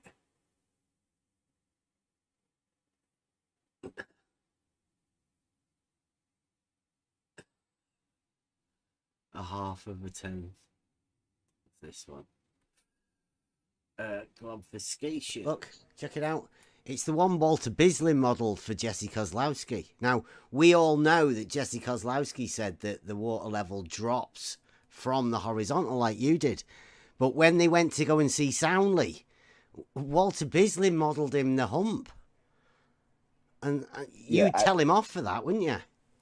Absolutely. I think that is a huge issue in the discussion that we're having. Period. There's no hump. It's by definition there's no hump. Yeah, DP says you need to show the contradiction, right? You can't be both a hump and a drop, can it? I mean, that's ridiculous. Well, I feel like it all comes down to defining what a hump is. Yeah, okay, and you can go 20 minutes on defining a hump when in realistic terms of these measurements, real world terms, when a person goes out and tests these things, there's no hump. Yeah, there you go. See, look, Sean's actually done this, Gummy. I mean, if you've never done any surveying, so are you going to try and redefine the word hump to a surveyor? I'm trying to understand the definition of the word hump.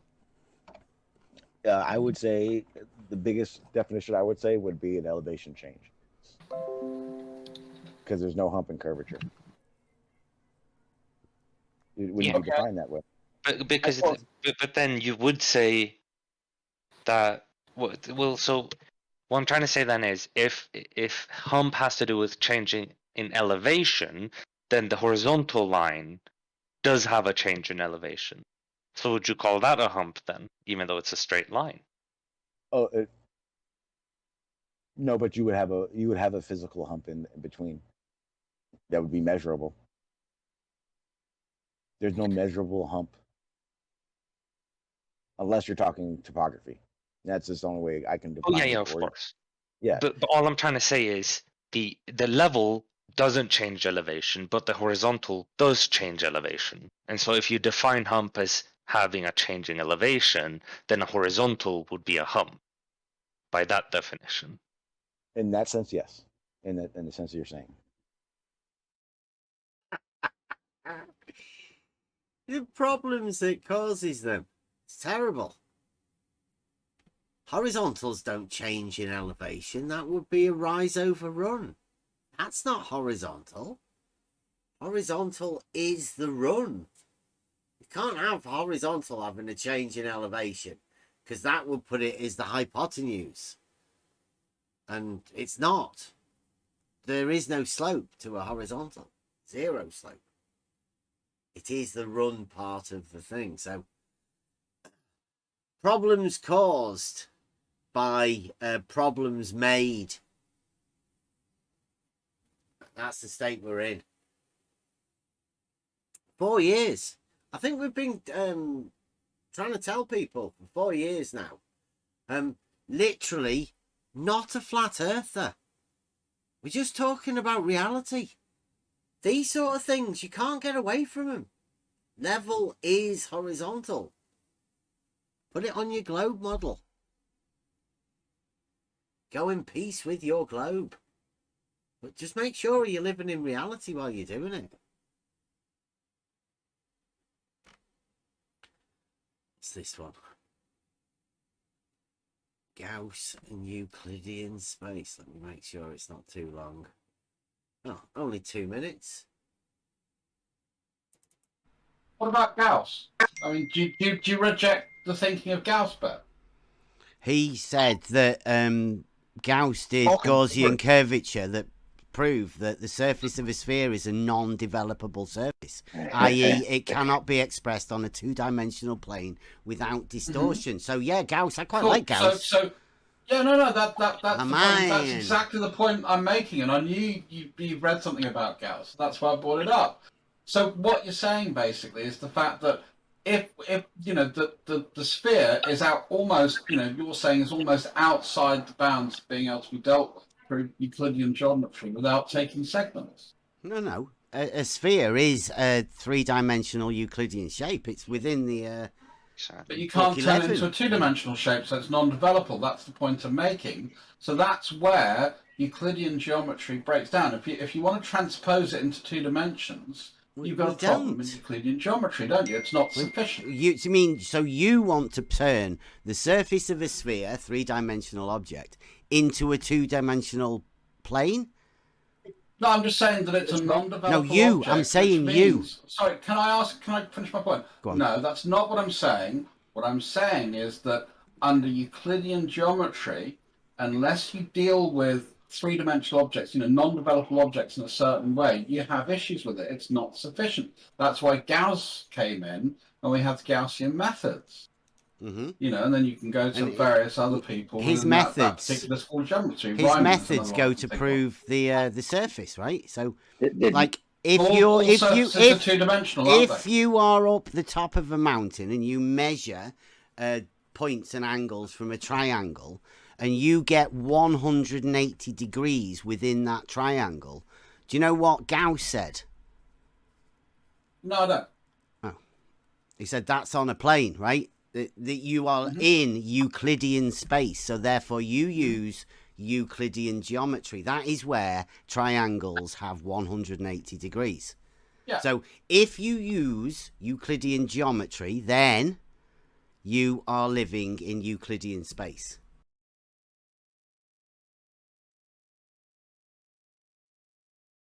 And to meme that, could make that into an argument, I guess. Within mathematics, could be made as an argument to reality.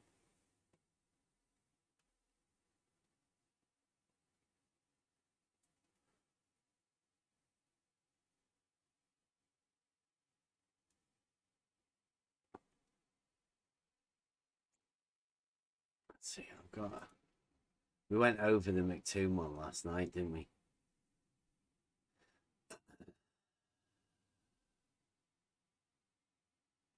What's this one? How to measure the drop of the water level. That's essentially what Rumpus is doing in the canal. The canal is essentially his long water level. Yeah. So all he does is he measures 6 miles. He says the water level will drop this much from that end. So I'll just measure up from there, put a thing, and then go, well, look at that. I'll measure that down. Wow, there's a drop. That's how much the water level drops. Genius. Exactly. You finally got it. Yeah. Damn. Yes. Yeah, that sounds... That's exactly what's going on.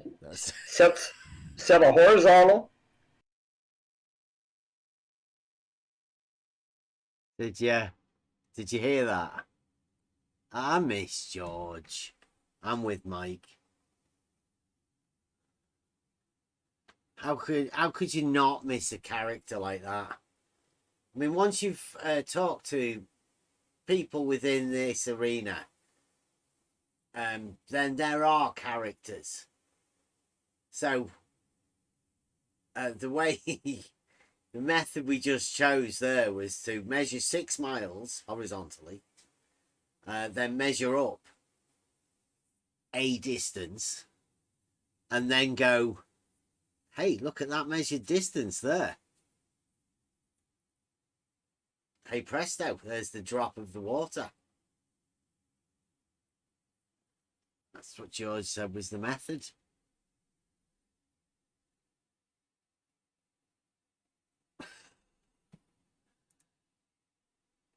It comes at you a bit too much, most of this stuff. Some of these 3-hour videos.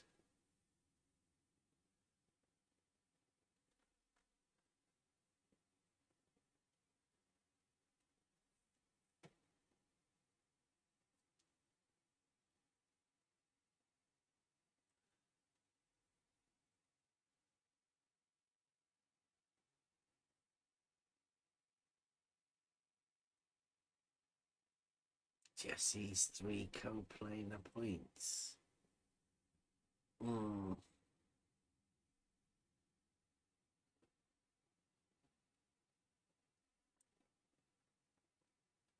some of these are getting a bit longer.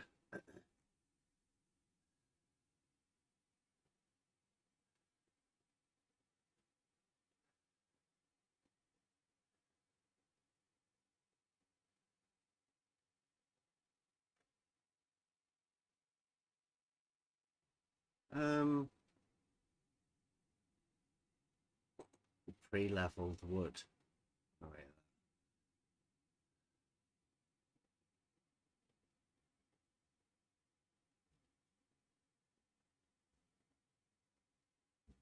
Yeah, what about this one? Level horizontal, but this is a flat earth thing to check with people, so I need to go to the toilet soon. The level surface drops down from the horizontal plane at a rate of 8 inches times the distance in miles squared. I'm not kidding. Are we gonna keep on dividing? Are we gonna keep on fighting? Are we gonna keep on dividing? Well, are we gonna keep on fighting? Are we gonna keep on dividing? Are we gonna keep on fighting? Are we gonna keep on dividing? Well, level. Can you think of anybody else that might use level and horizontal together, link them together? If someone said level is horizontal, it would either be someone learning about geometry and asking you the question, or it would probably be a flat earther, because that's not something that most sort of people say in their day-to-day lives, if you get what I mean. You talk about linking them together, you talk about... I say anybody else that uses level and horizontal together at the same time. Anyone else that says that? Loads of people. People generally won't give a shit what is level or horizontal, or if they're the same or not. So it would either be someone who's interested in geometry, I'm not talking about whether it's right or wrong here, or someone who is into flat earth. Those are the only people. Loads of people. I'm talking about, so if you're talking about that specific point, then yeah, that's a flat earth talking. Flat earth. But if you're talking about level and horizontal, of course, loads of people talk about that all the time. Yeah, like surveyors. Yes, flat earth. Yeah. Carpenters. Yeah. Flat earth. Yeah, carpenters. Builders. Bricklayers. Flat earth. Yeah, they all. Anyone in the construction industry. Flat earth. Anyone who deals with water. Flat earth. Yes. Plumbers. Flat earth. Yeah. Flat earth. What's the good bit, Bev? What's the good bit? Yeah. What's the good bit that's coming up? It's the good bit where you where you say about flat earthers. They're flat earthers because they think level's horizontal. Flat earth. Yeah, so, you know, when you asked me that... Yeah. So, was the question you were wanting to ask me, is that true? Because the question you asked me was, what would people say? Or something like that, wasn't it? I don't know if you heard it. You listen Yeah, to so it. you You'd be able asked to me listen to it recently, again. I what said, would do you assume that when people say level is horizontal, that they're flat earthers? I don't think that's what he said. Have a listen. He said something about, if I'm not mistaken, he said something about you said level is. That's an interesting question. I think Dev knows what he said, especially since he has the recording. Just said it. Learning about. Can I ask you one question? You can ask me one question. After that, I will go. Okay. I'm Do gonna yeah, you assume that if somebody says level is horizontal, then do you assume that they are a flat earther?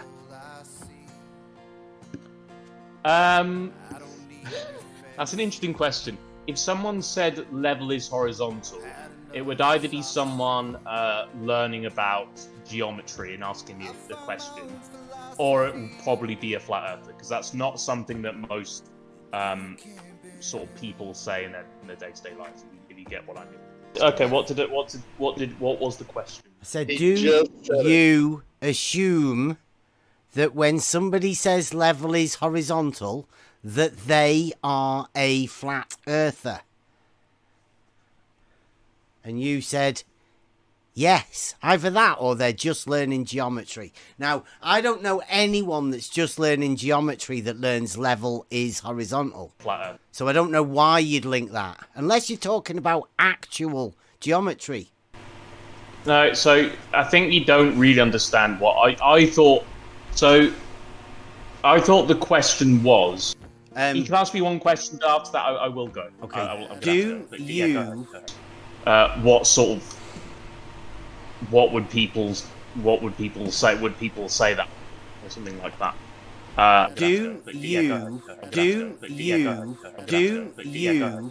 My answer was, I thought the question was, what would people say? Would people say that or something like that? People generally won't give a shit what is level or horizontal, or if they're the same or not. So it would either be someone who's interested in geometry, I'm not talking about whether it's right or wrong here, or someone who is into flat earth. Those are the only people. You say geometry's right or wrong? Those are the only people that would be talking about that in the first place. Now, that answer I just said has no bearing whatsoever on whether that's true or false, correct? Do you assume that when somebody says level is horizontal, do you assume they are a flat earther? I thought I already answered that question. And you didn't answer the question. You said yes. You said yes, they're either a flat earther or somebody learning geometry. Why are you asking me again then? Is your brain just on loop? Why are you denying you said it? It's on record, buddy. Yeah. Yeah, I said it. Yeah. So what? Finally. Why are you coming in to say you didn't? Do you think that's some gotcha? No. No. Right, but so you said it. So you do think, you assume that people who say level is horizontal are either early years geometry students or flat earthers. Yes. Can you think of anybody else? Can you, just off the top of your head now, can you think of anybody else that might use level and horizontal together, link them together? You talk about linking them together. You talk about. I say anybody else that uses level and horizontal together at the same time. Anyone else that says that? Loads of people. I'm talking about. So if you're talking about that specific point, then yeah, that's a flat earth talking point. But if you're talking about level and horizontal, of course, loads of people talk about that all the time. Yeah, like surveyors. Yes. Yeah. Carpenters. Yeah. Yeah, carpenters. Builders. Bricklayers. Yeah, they all. Anyone in the construction industry. Anyone who deals with water. Yes. Plumbers.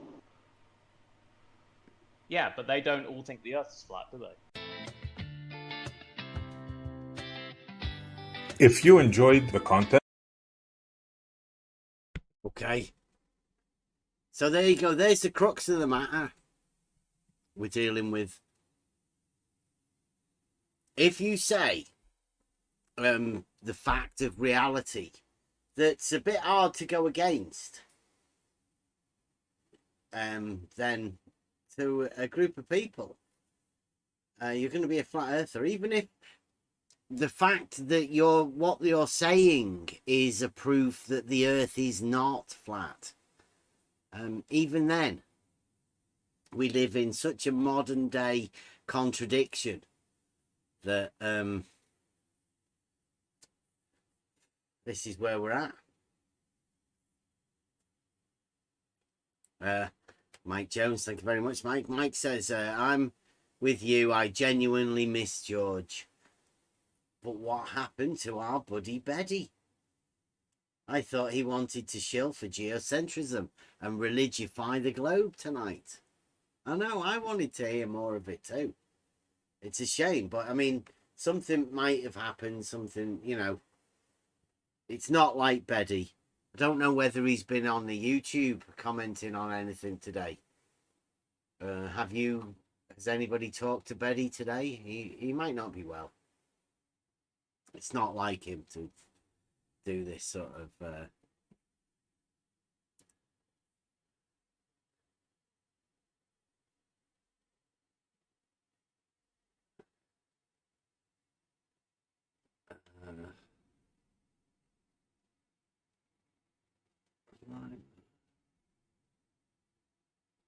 25 seconds.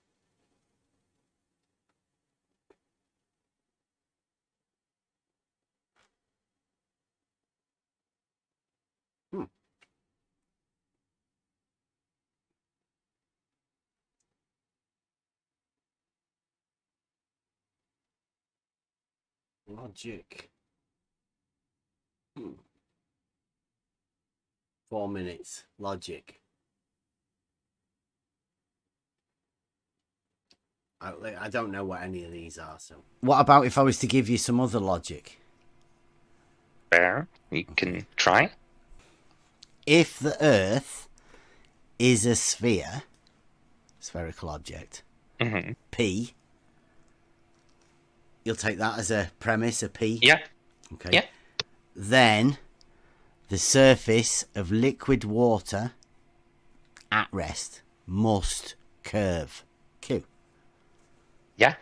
Okay. So that's the if P, then Q, and you're fine with both of those? Yes, I am fine with both of those. Okay, then if I could say a water level is a tool to establish a horizontal plane of reference, not Q, therefore not P. Then how would you deal with that one? Because that's a bit simpler, isn't it? Right. Yeah. Well, the fact that a water level is locally level doesn't disprove that water can be curving on a could be curving on a larger scale. But the water, the surface of liquid water must curve. A horizontal plane isn't curving at all, is it? Well, yeah, but you can still use something curving to establish a horizontal, a tangential plane. Just because the water has a curve to it doesn't mean it can never be used to establish a horizontal. No, the water level is just two ends, right, of a tube. The water level, the tool that establishes a horizontal plane of reference. That one. So then if you walk through that and try to counter it, I think, how would you do that, Bev? Negate the Q in a logical way? Yeah, you'd have to prove, be able to prove that a water level is a tool for establishing a horizontal, or you would have to disprove water level as being a tool for establishing a horizontal, right? Well, because my argument wouldn't be that it is not a tool for establishing horizontal. My claim would be that it's able to establish horizontal does not negate it being able to be curved, because I believe that you can use a curved object to establish a horizontal. Well, a horizontal is a straight line. Yeah, and I think you can define straight lines off of curved things. But the surface of liquid water, the Q, it says it must curve. Well, if a horizontal can't curve, right? It's the difference between the two. If one it says it must, and the other one is a straight plane, then that can't. So, like, well, no. One is talking about the nature of the water surface. The other is talking about establishing a horizontal of the surface. Yeah, the surface of the water. But establishing a horizontal is not the level. same as establishing the surface geometry. Well, actually, you want me to get it up here? I'll get it up. Yeah, if you...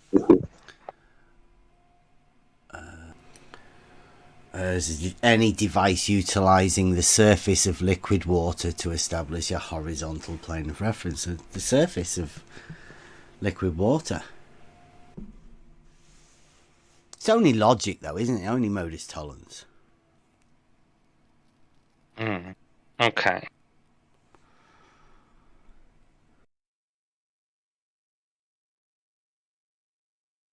Just logic.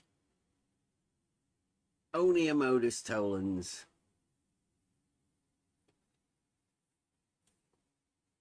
Rebut it any way you'd like to. It's an argument. It's meant for conversation.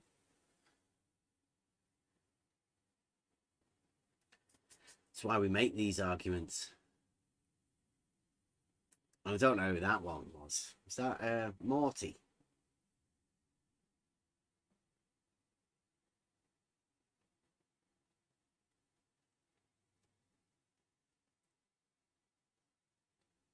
Down into the P's now on this. Fancy hearing a bit about PhD Tony. It's called Flat Model Science. This one, 4 minutes. We just have to what stuff we can do. I was looking. Well, no, I fail to see why what you can do is in any way relevant to science. What? Right? I mean, you say we can't do science. Should be acceptable for available to all, shouldn't it? No, absolutely not. I mean, for starters, okay, do you think you in your home right now, do you think you have the equipment to put together your computer? No. I've got a computer. It's specialized equipment. Can I just ask? Can I just ask? What did you get your PhD in? Geophysics. There you go. The physics of the Earth. The discipline you think doesn't exist. In particular, I developed techniques for modeling the deformation of. Yes, a flat Earth model for deformation of the Earth under surface loads, for instance, under large ice sheets, and the change in gravity that results. One of our big indicators is paleo sea level, and in order to get paleo sea, the flat Earthers thank you for it. Your tireless work. Well, it turns out that it was almost completely useless, and we've abandoned flat Earth models for what we're doing. But thanks for the good wishes.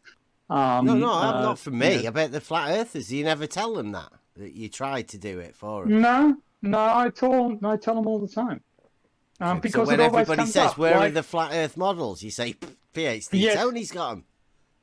Yeah, so I mean, I worked on a flat Earth seismic model and adjusting it from size. It turns out that you can adjust sort of the seismic formulation to the problem I was considering, which was viscoelastic, with a little bit of mathematics. Did everybody hear that? The person that's modelled the flat Earth is PhD Tony. Anybody wants to see a flat Earth model, go and see PhD Tony. I think it's ridiculous saying about that, but PhD Tony did it for his PhD. Earth science. He's the expert. Or maybe this is hobby. Yeah. No, it's his PhD. He's got in Earth science. Sorry, Earth physics. Earth physics. Sorting out. But yeah, and it comes up. Yeah, we use them, as you guys were saying all the time. We use them all the time. We use flat Earth models all the time because over short distances, it's a good approximation. It's a great approximation. And your mining friend. So all of the seismological models that is used for mineral exploration, flat Earth modeling. Undoubtedly, because the errors involved, the errors involved are small. And sorry for pausing, but it reminds me of something that my PhD supervisor told me that sort of stuck with me. He said, every mathematical model is wrong, right? No mathematical model is absolutely correct. But some mathematical models are useful enough, they're accurate enough that they can be useful. And that's what we aim to achieve. And over short distances, flat Earth seismic models are fine. They're accurate enough. They're really, really good. But over larger distances, they fall apart. You can't make them work. It's just reality. And I know Paige was referencing somebody else's work, but it's just not the case, right? You can look at the Rayleigh wave propagation. Rayleigh waves, radiate outwards in a circle, and they come around. They do it multiple times, and the way they progress through, it's just perfectly circular. The only way it can be circular for every earthquake and every seismic station. And in fact, for every earthquake, we can do tens of thousands of predictions, and we get them pretty much right. Right? Once we know where an earthquake is, we can predict for every seismic station on the planet when the various phases of seismic energy should arrive at that station. And we've got a model that tells us when that ought to occur. And that model, pretty accurate, spherical model, one-dimensional spherical model. We assume radial symmetry. We assume that the S and P wave velocities don't change as a function of latitude for that purpose. There are more sophisticated models that do assume that, and they also assume various other complexities. But as a first guess, it's a pretty good instrument. And if the Earth weren't spheroidal, it would not be possible. It would not work.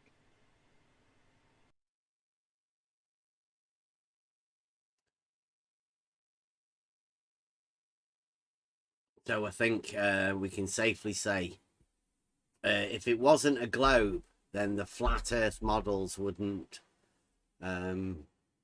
work like they do. They seem to. Like PhD Tony says, he uses flat Earth models.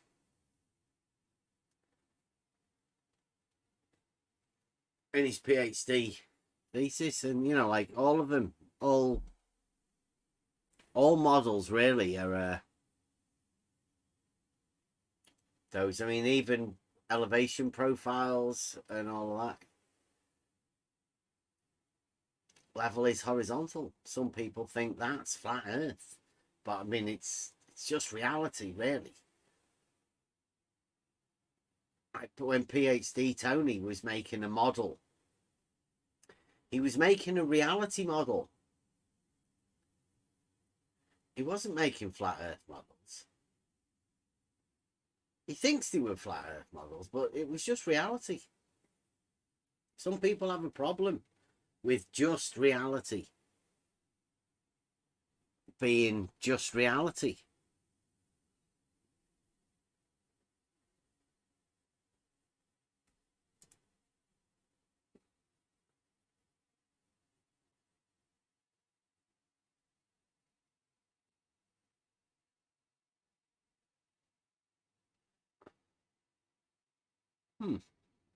Quadratic impossibilities.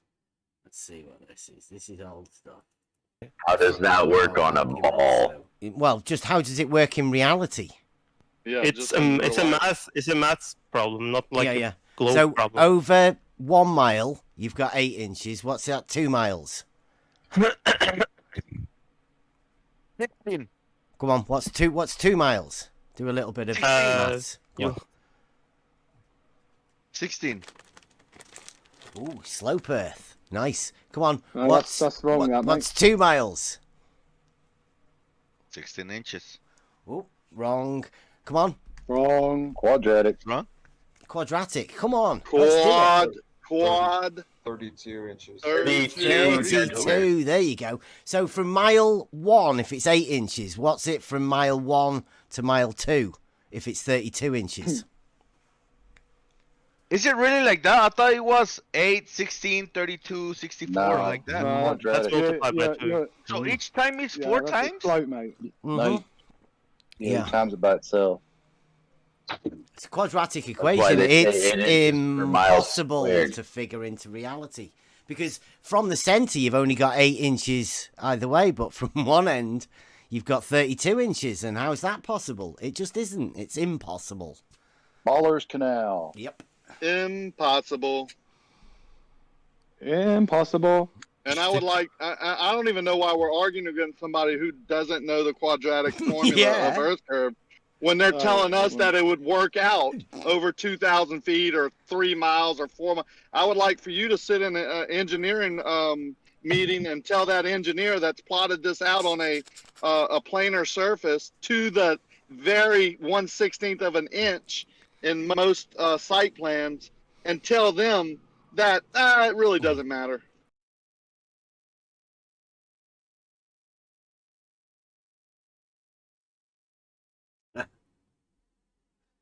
Quadratic, I'm pretty sure we went over that. The impossibilities of the quadratic equation in reality. Literal impossibility.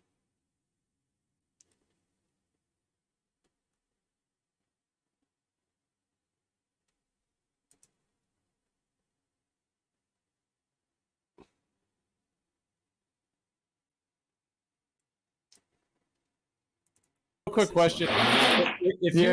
If you end up being involved in or witness or observe or on any level a physical measurement of the Earth using, meaning not optical, that indeed indicates its horizontal planar nature, that you're able to verify yourself in this lifetime, what would that then kind of mean for you in terms of everything you've gone through? Like, if so that would suggest to me a number of possibilities that I would have to eradicate, right?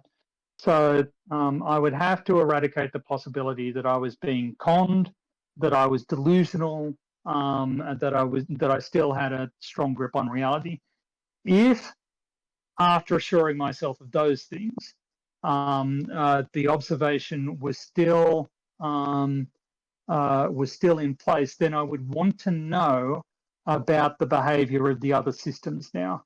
Has the behavior of the other systems changed? In other words, has the nature of reality changed? Because it seems unlikely, given the evidence we have available. It's not impossible that new evidence will become available tomorrow, which I think is sort of at the bottom of your question. Is there, if new evidence becomes available, will I change my position? Yes, is the answer, but it would have to be compelling evidence. Given the amount of evidence that we have available to us that is consistent with a spheroidal Earth, and only a spheroidal Earth, it would need to be compelling evidence, and the most likely explanation would seem to be that the nature of reality has been altered somehow. That what we thought was and that would be verified by rerunning the old experiments. If we rerun the old experiments and we get a different result, then we're in real trouble. In particular, the geometry of space doesn't seem to make any sense. Let's think of that.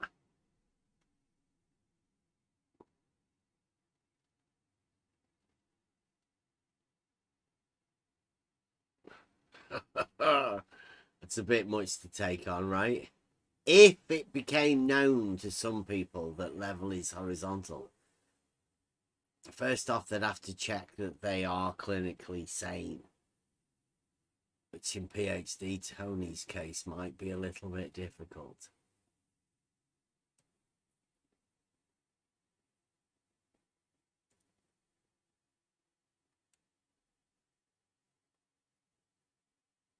Gradient point of a curve. Somebody asked me about that the other day.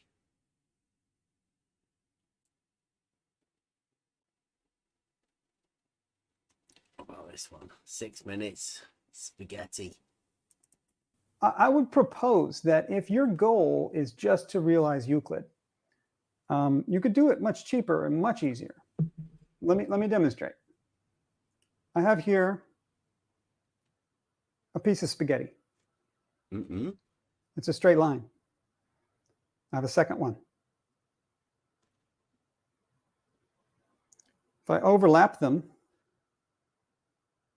right? I overlap them. I make a single straight line.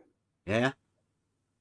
Did I just realize Euclid? I just verify Euclid's first postulate?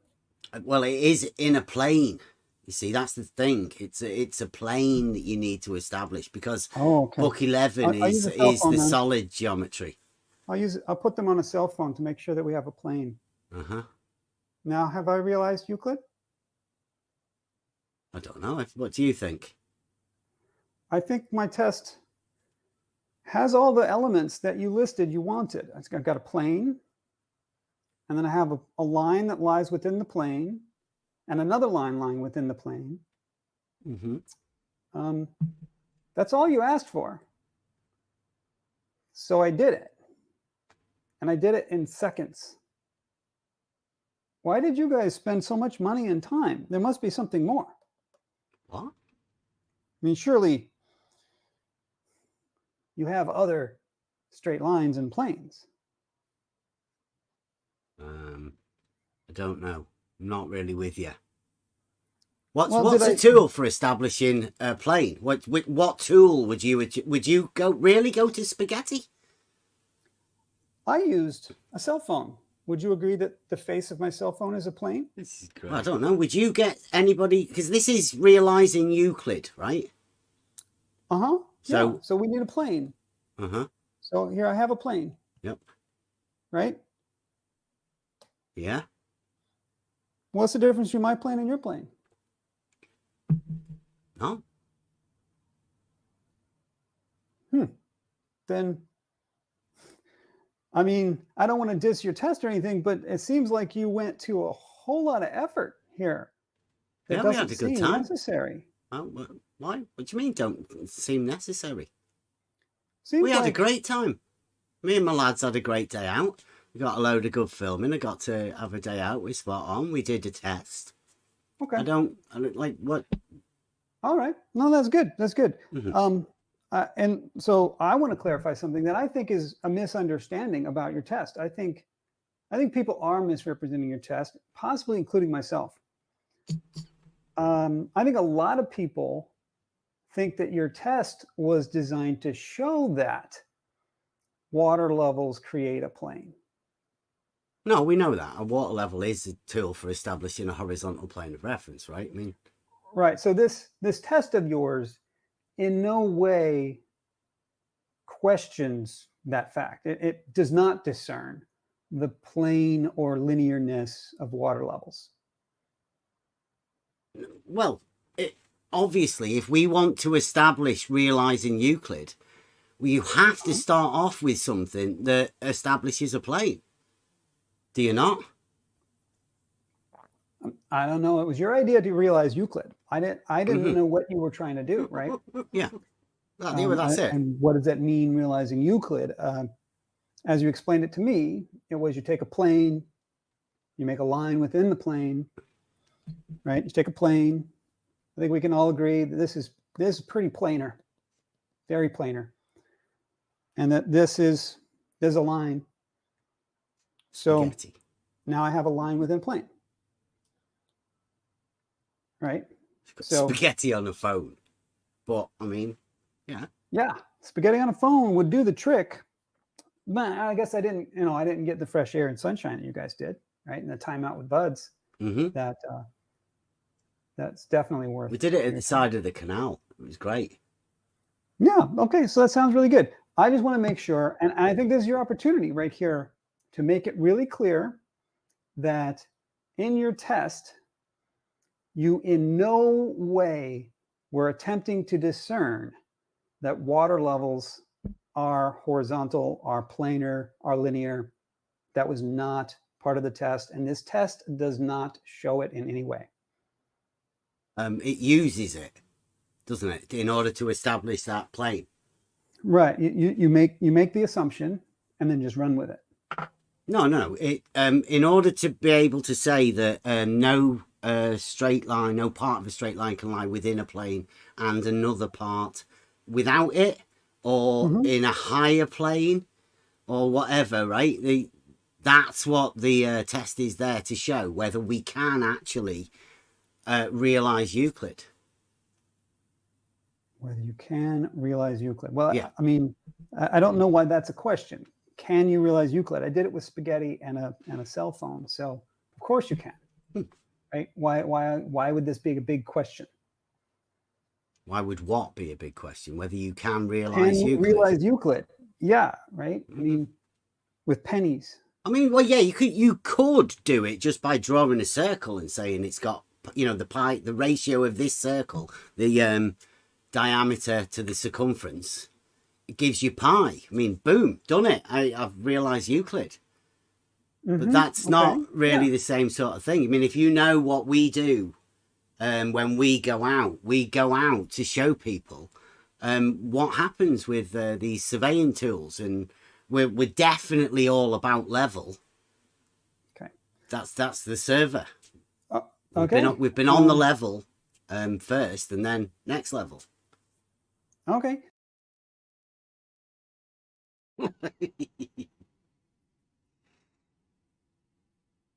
That was great. So, I can science that, or spaghetti science as we call him. He has actually realized Euclid for himself, and he did it with spaghetti and a cell phone. I mean, it's a little bit tricky, and you've got to work your mind into understanding how he realized Euclid with spaghetti and a cell phone. Okay, this is his way of doing this test. Yeah. But at least he imagines that he's realized Euclid, right? Like to him, it must be that self-evident in reality, Euclid, that, Euclidean 3 space that we're living in, that all he needs to do is put spaghetti on a cell phone. But I mean, that's not really gonna cut it in the in the land of proofs, really. But me and Spot On decided to obviously go a slightly different method, and that's his rebuttal to it.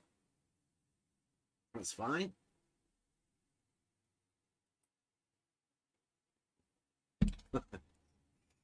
Okay, I am off to bed. Good night. Okay. Thank you very much. Thank you much. I don't know what else we've got, really. Oh, about this. Rumpus's reality conundrum.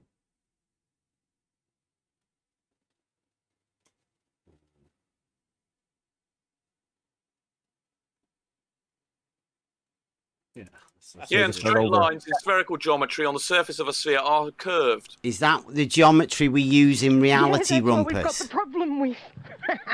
Is that what we use in reality, Rumpus? It depends what you were to talk about. It's not. Rumpus, please, if you're just answer the question. Yeah, I'm listening. I understand the question. In the 3D world, straight lines are not curved.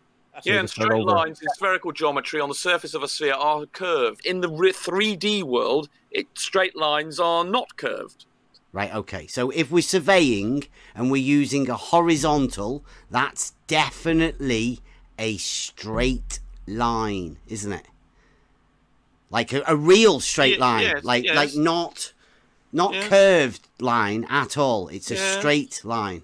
Yes. Okay. Well done. Well done for pointing out that 1 + 1 is equal to 2. Okay, now last question.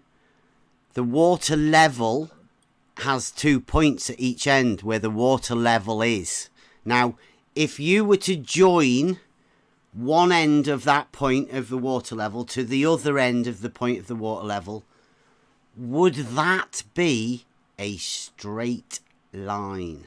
Of course it was. This is what I drew this about, what, an hour ago for you? Fantastic. Thank you very much, Rumpus. And straight lines in spherical geometry on the surface of a sphere are curved. In the 3D world, straight lines are not curved. And straight lines in spherical geometry on the surface of a sphere are curved. In the 3D world, straight lines are not curved. Straight lines are not curved. Straight lines are not curved. Ah. So there's a difference between a curved line and a straight line. Obviously. In reality, we live in Euclidean free space, where triangles have 180 degrees and straight lines are straight. Horizontal lines are always straight in reality. Thank you very much, Gord. Gord says, okay, last one didn't go through.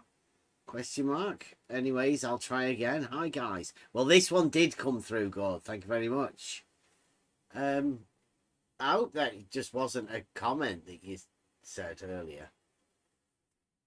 Because, have you only just joined, God? Because, yeah, you're chatting. Sorry. Welcome, Godzilla. I don't think I've got many more.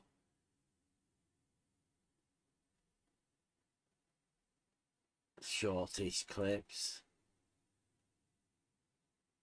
They're all getting a little bit longer.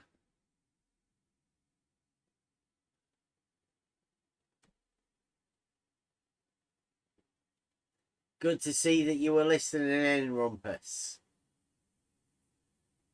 I knew you were out there.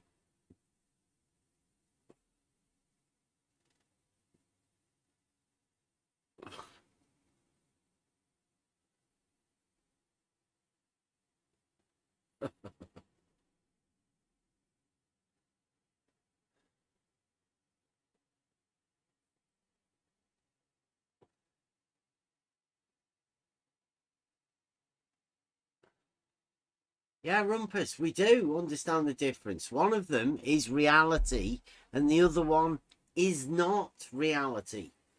And as everybody knows, 3D reality is reality. And that's not your not reality, obviously.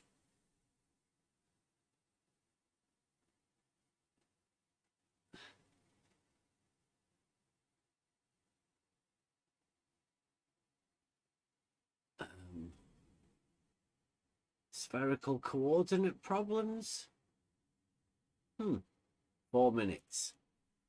The old spherical coordinate system, that is. There's no other point for it other than it being a globe, really, if you're being honest. Well, the point of using spherical coordinates is that you can describe the surface of a sphere very easily, compared to in Cartesian coordinates. You have to have a little bit of an equation going. Mm-hmm. That's the only difference. They still describe the exact same three-dimensional space. It's just using different numbers to make it simpler or easier to describe certain things.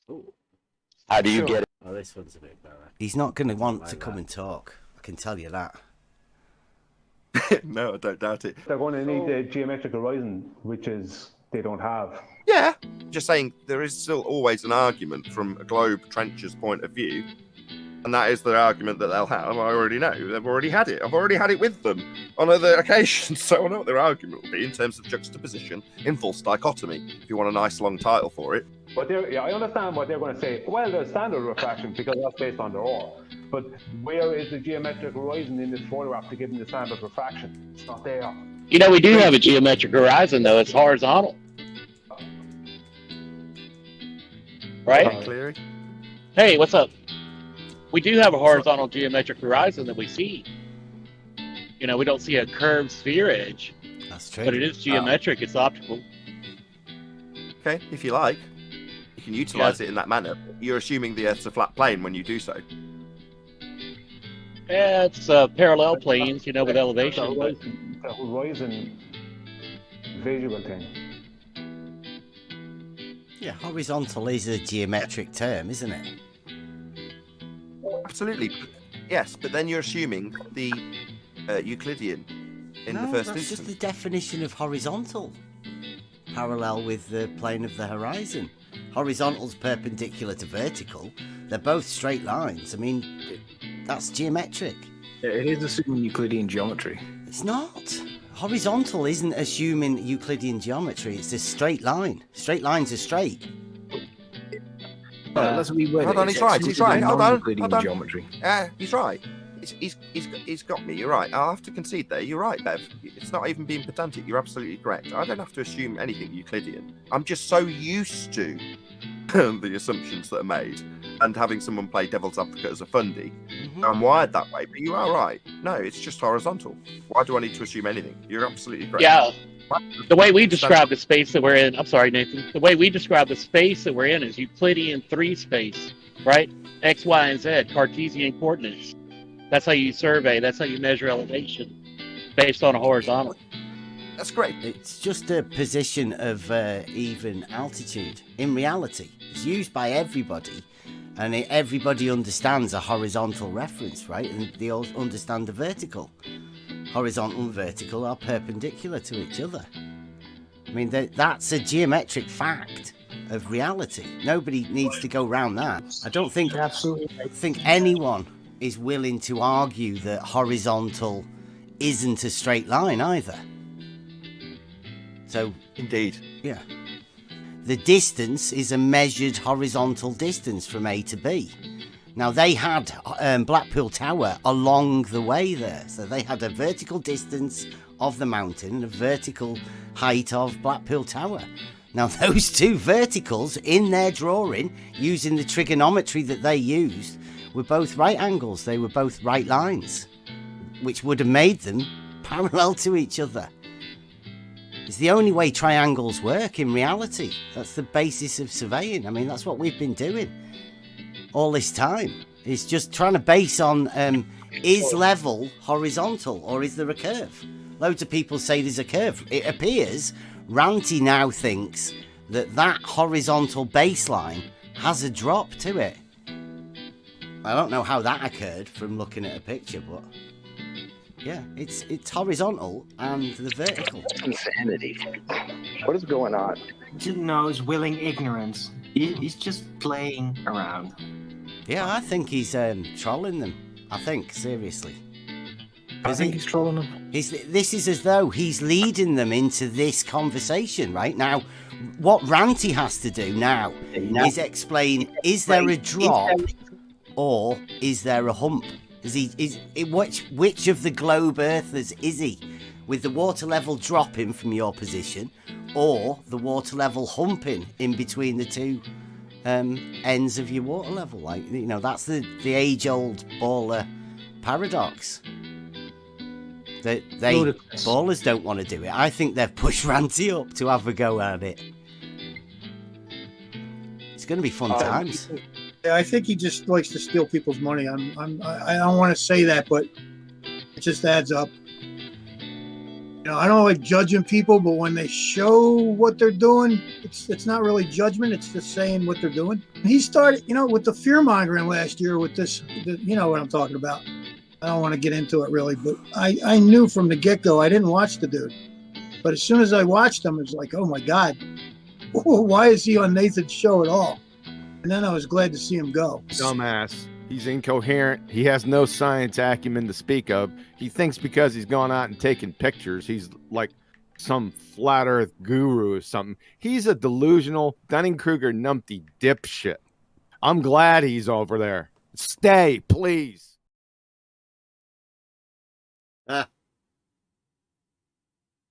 figures in the community. Thank you very much, Mike. Rumpus, if you're still out there, Mike said while that was playing, he put wrecked will not happen, and he put not in capitals. Rumpus, what do you think about that? I'm with him the same. It's not going to happen, Rumpus, is it? Here's another one. Rumpus won't return to Bedford purely due to shame. We're getting caught on camera. Running away. He's just going to ignore it, Mike.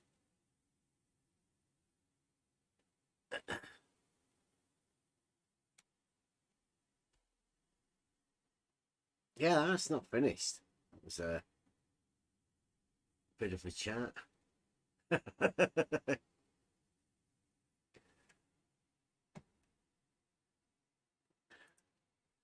Yeah, I'm on T. Let me go over a few more.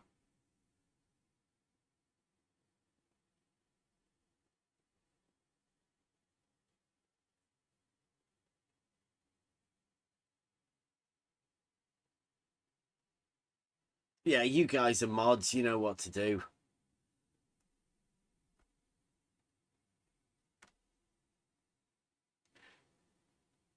Rumpus and the tangent.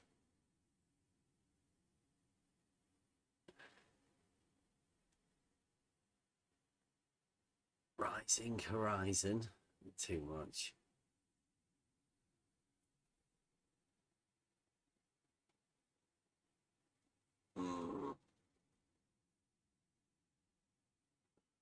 These are all about 30 minutes.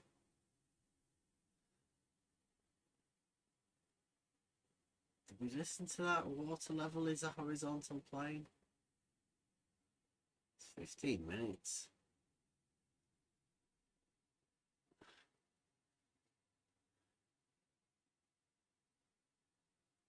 Let's see what this is like.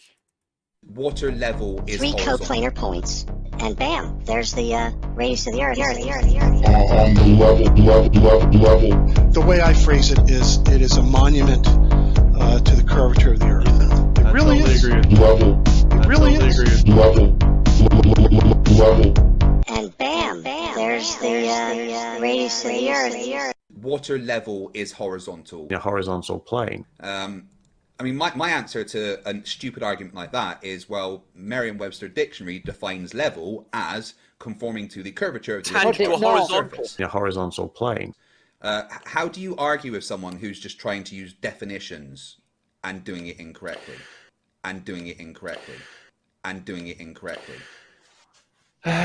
Well, you know, I for that one, I show them generally these books on surveying, a horizontal plane. There's lots of books on surveying, old ones and new ones, that discuss what level actually means and how it is actually a horizontal plane. There's books from, like, you know, I've got old books that are over 100 years old that describe these things. And you can look at modern books, like the actual current textbook that is used by surveying students will describe these things. So you can then point to the dictionary and see, like, you know, the dictionary has different definitions, different usages of words. So when you're using a word like level, yeah, in some sense, in some contexts, it's used just to mean a horizontal plane. So when you're talking about leveling something like a building, what they mean is a horizontal plane. But that's really just because at a local situation, like over a few tens of feet, the level was indistinguishable from a horizontal plane, so it doesn't really make any sense to account for the curvature of a horizontal plane. Right. I like to use the example of a car tire a lot. And then when people started to accuse me of fraud, I lied to everybody. For several reasons. One, specifically because you can look at the rim of the tire, you know, the hubcap, out to the outer edge. But flat earthers always seem to miss the basic thing that cavemen figured out. And then when people started to accuse me of fraud, I lied to everybody. Thousands of years ago about why a wheel works the way it works is because it's a level surface and it's round. A horizontal plane. It's all level from the center. It's the same potential distance all the way around it. It is a level surface rolling along on the ground. That's why they're so efficient. I don't really see how you would call it a level surface, though. I mean, what do you mean by level in this context? You're kind of making up a new definition of level for a wheel. Level is the same distance at every point from something else. It's level from the center of the tire or the wheel. But that's not true for the Earth, though. I mean, the Earth is not the same distance at every point from the center of the Earth. Water level is horizontal. It's the potential surface of gravity. It's just a horizontal plane. It's just pointing out that level does not mean flat. And then when people started to accuse me of fraud, I lied to everybody. Water level is horizontal. It doesn't mean flat, no, but I don't think saying that the surface of a wheel is level is going to help. Far. Some people are saying I'm doing this just because I got caught. Because that's, level is really the surface of the water, essentially. Water level is horizontal. A horizontal plane. When we're talking about... At least good enough for me as to where I just didn't want to beg for more fucking money. Because it was already established historically that if I needed something or if I was in trouble, people would jump forward, and I just didn't like that. Surveying level. If you want a road to be level, you want it to go neither up nor down. A horizontal plane. Yeah, it's still level is about gravity. A horizontal plane. It's about being perpendicular to gravity. Water level is horizontal. A horizontal plane. It's not really about being the same distance from something. We stand by our decision to be honest the entire way through it, and we stand by our decision to thank those who have helped out. And we stand by our decision to call you out on your bullshit when you decide to go out of your way to demonize us. So I'm sorry to everybody, but I just can't do it anymore.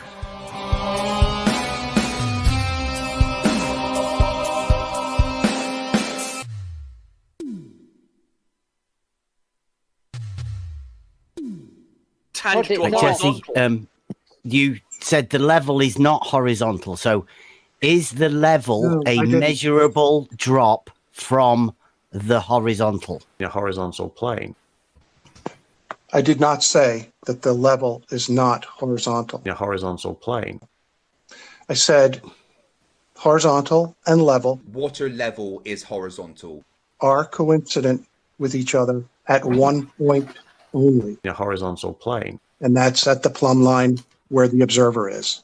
Oh, yeah, I heard the that. Level, the level surface. Water level is horizontal. Drops down from the horizontal plane at a rate of 8 inches times the distance in miles squared. Measurable, right? Oh, yeah, it's measurable. It was derived. That's all I wanted to confirm. You can measure this. Have you tried measuring this? Yeah, so you are saying that a water level is horizontal. Drops away from the actual level. Like when you set up an auto level. No, I didn't say they're that. different, aren't they? No, not really. George, let me talk to this man. Go ahead.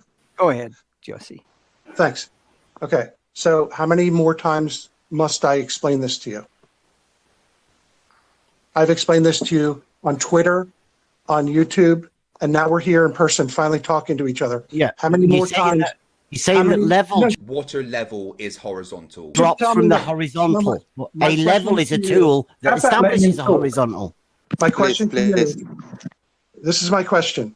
How many more times do you want me to repeat this I same haven't heard one answer? straight answer. Give him a straight answer. So that's my question to you is, how many more times do you want me to repeat the identical answer I've been giving you? I don't know. Is this months now since you started following me on Twitter? And okay, well, can I go over it then and tell you what I understand, and you can just confirm or deny it, right? Just to make sure. No, I just asked you a question. I'm asking you this. How many more times are you going to ask just this me? one? So this is it. Drum roll. This is it, right, Brian? What's your name, Bev? Do you know the question? Do you want me to repeat the question again? Yes, you're going to, but I wanted you to answer me that one question. How many more times? You're saying this is it. Right, yeah. If you answer the question this time properly and not obfuscate it. Have you seen my answers before? You've never really answered the question. That's why I keep having to ask to clarify, Jesse. All right, let's try it.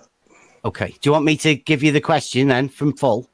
Yeah, let's pretend it's the first time. Okay.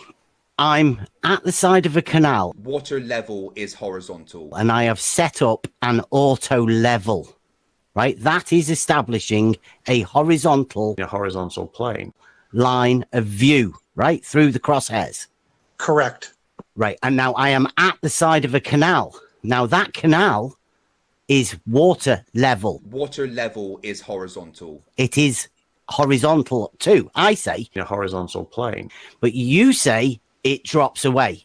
Now, can you measure that drop of the water level? Water level is horizontal. Away from the horizontal level of your auto level. Perfect. Let's try to, Jesse, address you without interruptions. Go ahead, Jesse. Yes. That's pretty clear. Can you do it without using perspective? Why not? Why not refer Whoa. to I ring don't light? think that was that it. Was that it? I heard Brian, I heard George, but it was supposed to be Jesse and Bev, like sorting this out and sealing it up for the last time. So let's give him an extra minute. So you say it can be measured. What sort of distance can it be measured at, please? What distance would you like to try to measure it at? I don't know. I'm asking you, what distance can you measure it at? All of these people around here are thinking you can do it. So tell these people at what distance you can measure the drop of the water level. Water level is horizontal. From the auto level, please. Have you not seen the work that I have done showing that? Because I have done this very thing. Did you see it? You've measured the drop of the water level. Water level is horizontal. From horizontal. A horizontal plane. Correct. Nobody can make water bend all the curves that way up. There has to be bending water. Water level is horizontal. Oh, well, where is that? Is that the one where you looked across the lake at like half a mile? I've done two of the different lake tests. That's correct. Right. Does it drop from both sides? Is it like a relative drop from your position? I think you just figured this out. I have been telling you that it occurs from your observation point. So if you're on the North Shore, water level is horizontal. That's not what horizontal does, though, is it, Jesse? A horizontal plane. That's not. No. If you're on the North Shore, water level is horizontal. Looking toward the South Shore, water level is horizontal. The horizontal crosshair, a horizontal plane, will extend out into the distance. And if you look at the picture, as a surveyor, Jesse, do you not consider a water level? Water level is horizontal. As a tool for establishing a horizontal plane of reference, then? A horizontal plane. Are you talking about, I can't ever remember my own password. Are you talking about a water level? Water level is horizontal. Being the tubes of water? A horizontal plane.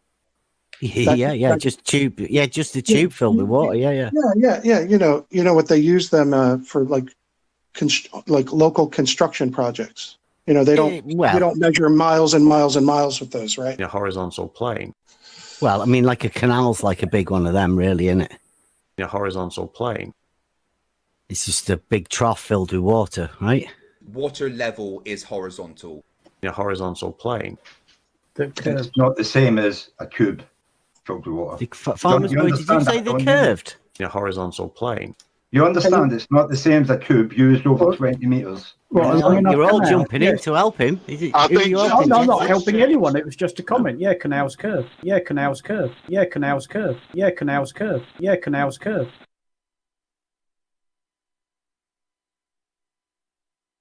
I gotta say, you're totally blowing my mind right now. You twat. How do we know the Earth is not flat?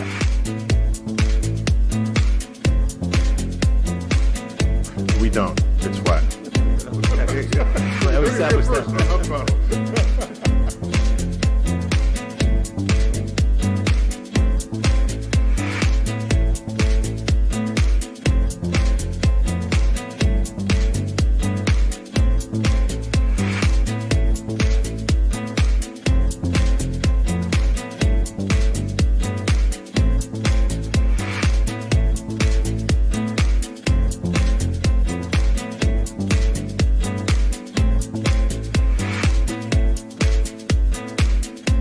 Understanding of the world in which you live, then of course the world looks flat. The world looks flat.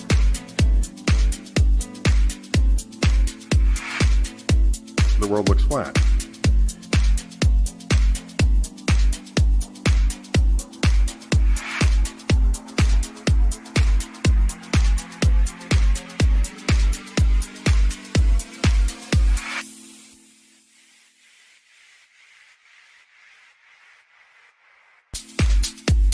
Neil, Bitch. You twat. I gotta say, you're totally blowing my mind right now. That's what I do. What I do. What I do. What I do. What I do. What I do. But I don't have much patience for anyone who denies that this challenge is real. We don't have time for a meeting of the Flat Earth Society. Flat Earth Society. My friends, these people are so out of touch with science. You don't need to be a scientist to know that the Earth is round.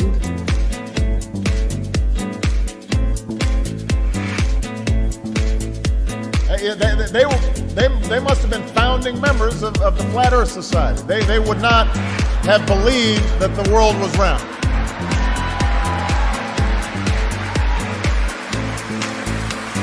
Like water.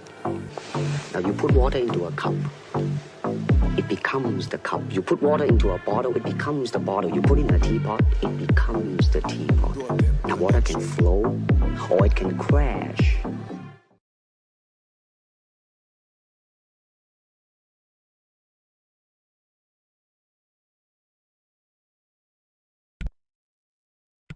Good times. Old times. We're living. It's been a rather weird night. Not as much conversation as I thought there would be. Can't have everything.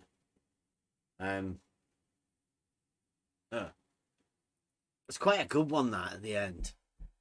Jesse Kozlowski and the problems caused by those people. They invited us in and we've ended up with arguments that made them go away. Not much we can do about that. It is a bit sad that some of the arguments and conversations that we used to have are no longer around. We've done that to ourselves, I think. I think the arguments are too strong. Nobody wants to take them on because I don't think anybody can take them on. There's no rebuttal to anything like this.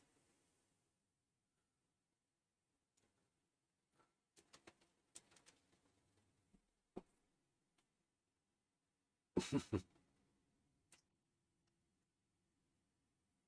don't think anybody can stand being lied to. You have to come and try and find your own truths, or whatever. Let me cue up a Buster song.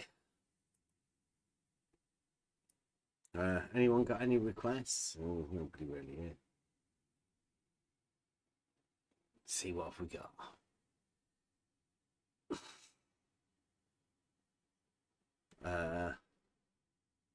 Nobody wants to hear Rumpus. We're on a good full one, don't we? What about elevation changes? It's been a while since we had that one. You don't understand elevation changes. Thanks for watching. It's been a bit of a weird one. We'll come back tomorrow. Usual time. As I say, I don't really know what's happening at the minute. Something will come to us. See you tomorrow. As you know, surveying, especially elevation checks and all of that, is based solely on horizontals being parallel. There we go. Right? Well, that isn't a curve. Right? That, you know, that isn't what they do. They measure a drop in the vertical, don't they? When you're doing surveying on your measuring rods. Hang on here. Let me think about this. Yeah, you do. And that's if there's a change in the vertical, then what do you call that when you're measuring and you're doing your surveying? Hang on here. Let me think about this a minute. Change in elevation. Right. Okay. Oh yeah. There we go. Hang on here. Let me think about this a minute. Oh yeah. So drop any. It would be a drop any direction you go. Earth is always dropping away from you. So the water. You think the water level drops away from you? There we go. Yeah, I know it. I've not seen a drawing from LIGO. The nutsack thing is related to either arm, an X or a Y. Let's say 400 meters. How accurate could you be? Let's set it a horizontal. It is designed to be 33.1 arc seconds from top to bottom at that distance. Wait a minute. The elevation from the water level is always going to be the same. They'll all intersect. Those three lines will intersect in the middle. There we go. Oh shit, Broncos went to bed a long time ago.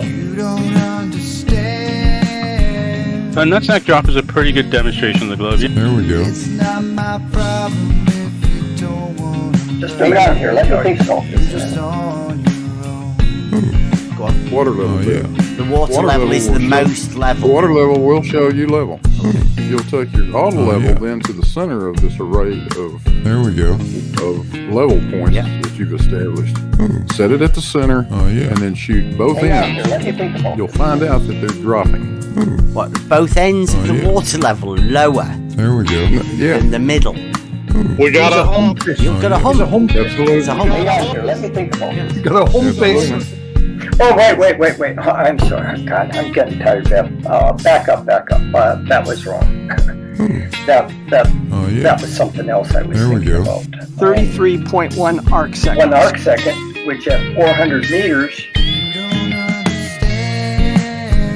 would be in a vertical height of 12.6 millimeters. Buster. It's not my problem if you don't want. Hang on here, let me think about this. You just on your own. What do you call a change in vertical in surveying? Hang on here, let me think about this. You know, like if there's a vertical distance change, what's that called? Hang on here, let me think about this. It's elevation, and it's measured so from you've sea just level. said. Oh yeah. Yeah, you've just said that the And all water of them? level changes in elevation There we go. from the point you're The water at. level does. Yes, the water level will. Absolutely. Oh yeah. So No, it's wait, not wait. establishing a level. Wait a Wait a minute. on I a think sec. you might have Hold got. on. Whoa. Yeah. Hold on. Go on. There we go. Hold on. Take a mulligan on that one. Let's try again. Don't overtalk. Hang on here, Don't let me think overtalk. about Don't this. penalty. Good. Yeah, at 400 meters, the Earth curve is about 12.6 millimeters, so you're going to have to add that in. Oh yeah. Add it into a horizontal. Where do you add it in? Yeah, that's what I feel like a lot of times, Buster. There we go. Oh yeah. It's not my problem if you don't want to learn. Yeah, you've just said that the And all water of them? level changes in Hang on, let me elevation think about from the point The you're water at. level does. Yes, the water level will. Absolutely. No reason, no logic, no wisdom, no worries. Yes, the water level will. Absolutely. You're just on your own. There we go. Oh No yeah. reason, no logic, no here. Let me think about this a minute. You're just on your own. Just so that, you don't lose me here. Let's say we have NA and NB on your water level. Where are you going to put your auto level? I'm not putting the auto level anywhere. Now those. Okay, wait. Back up. Back up. No. Okay, back up. Back up. No.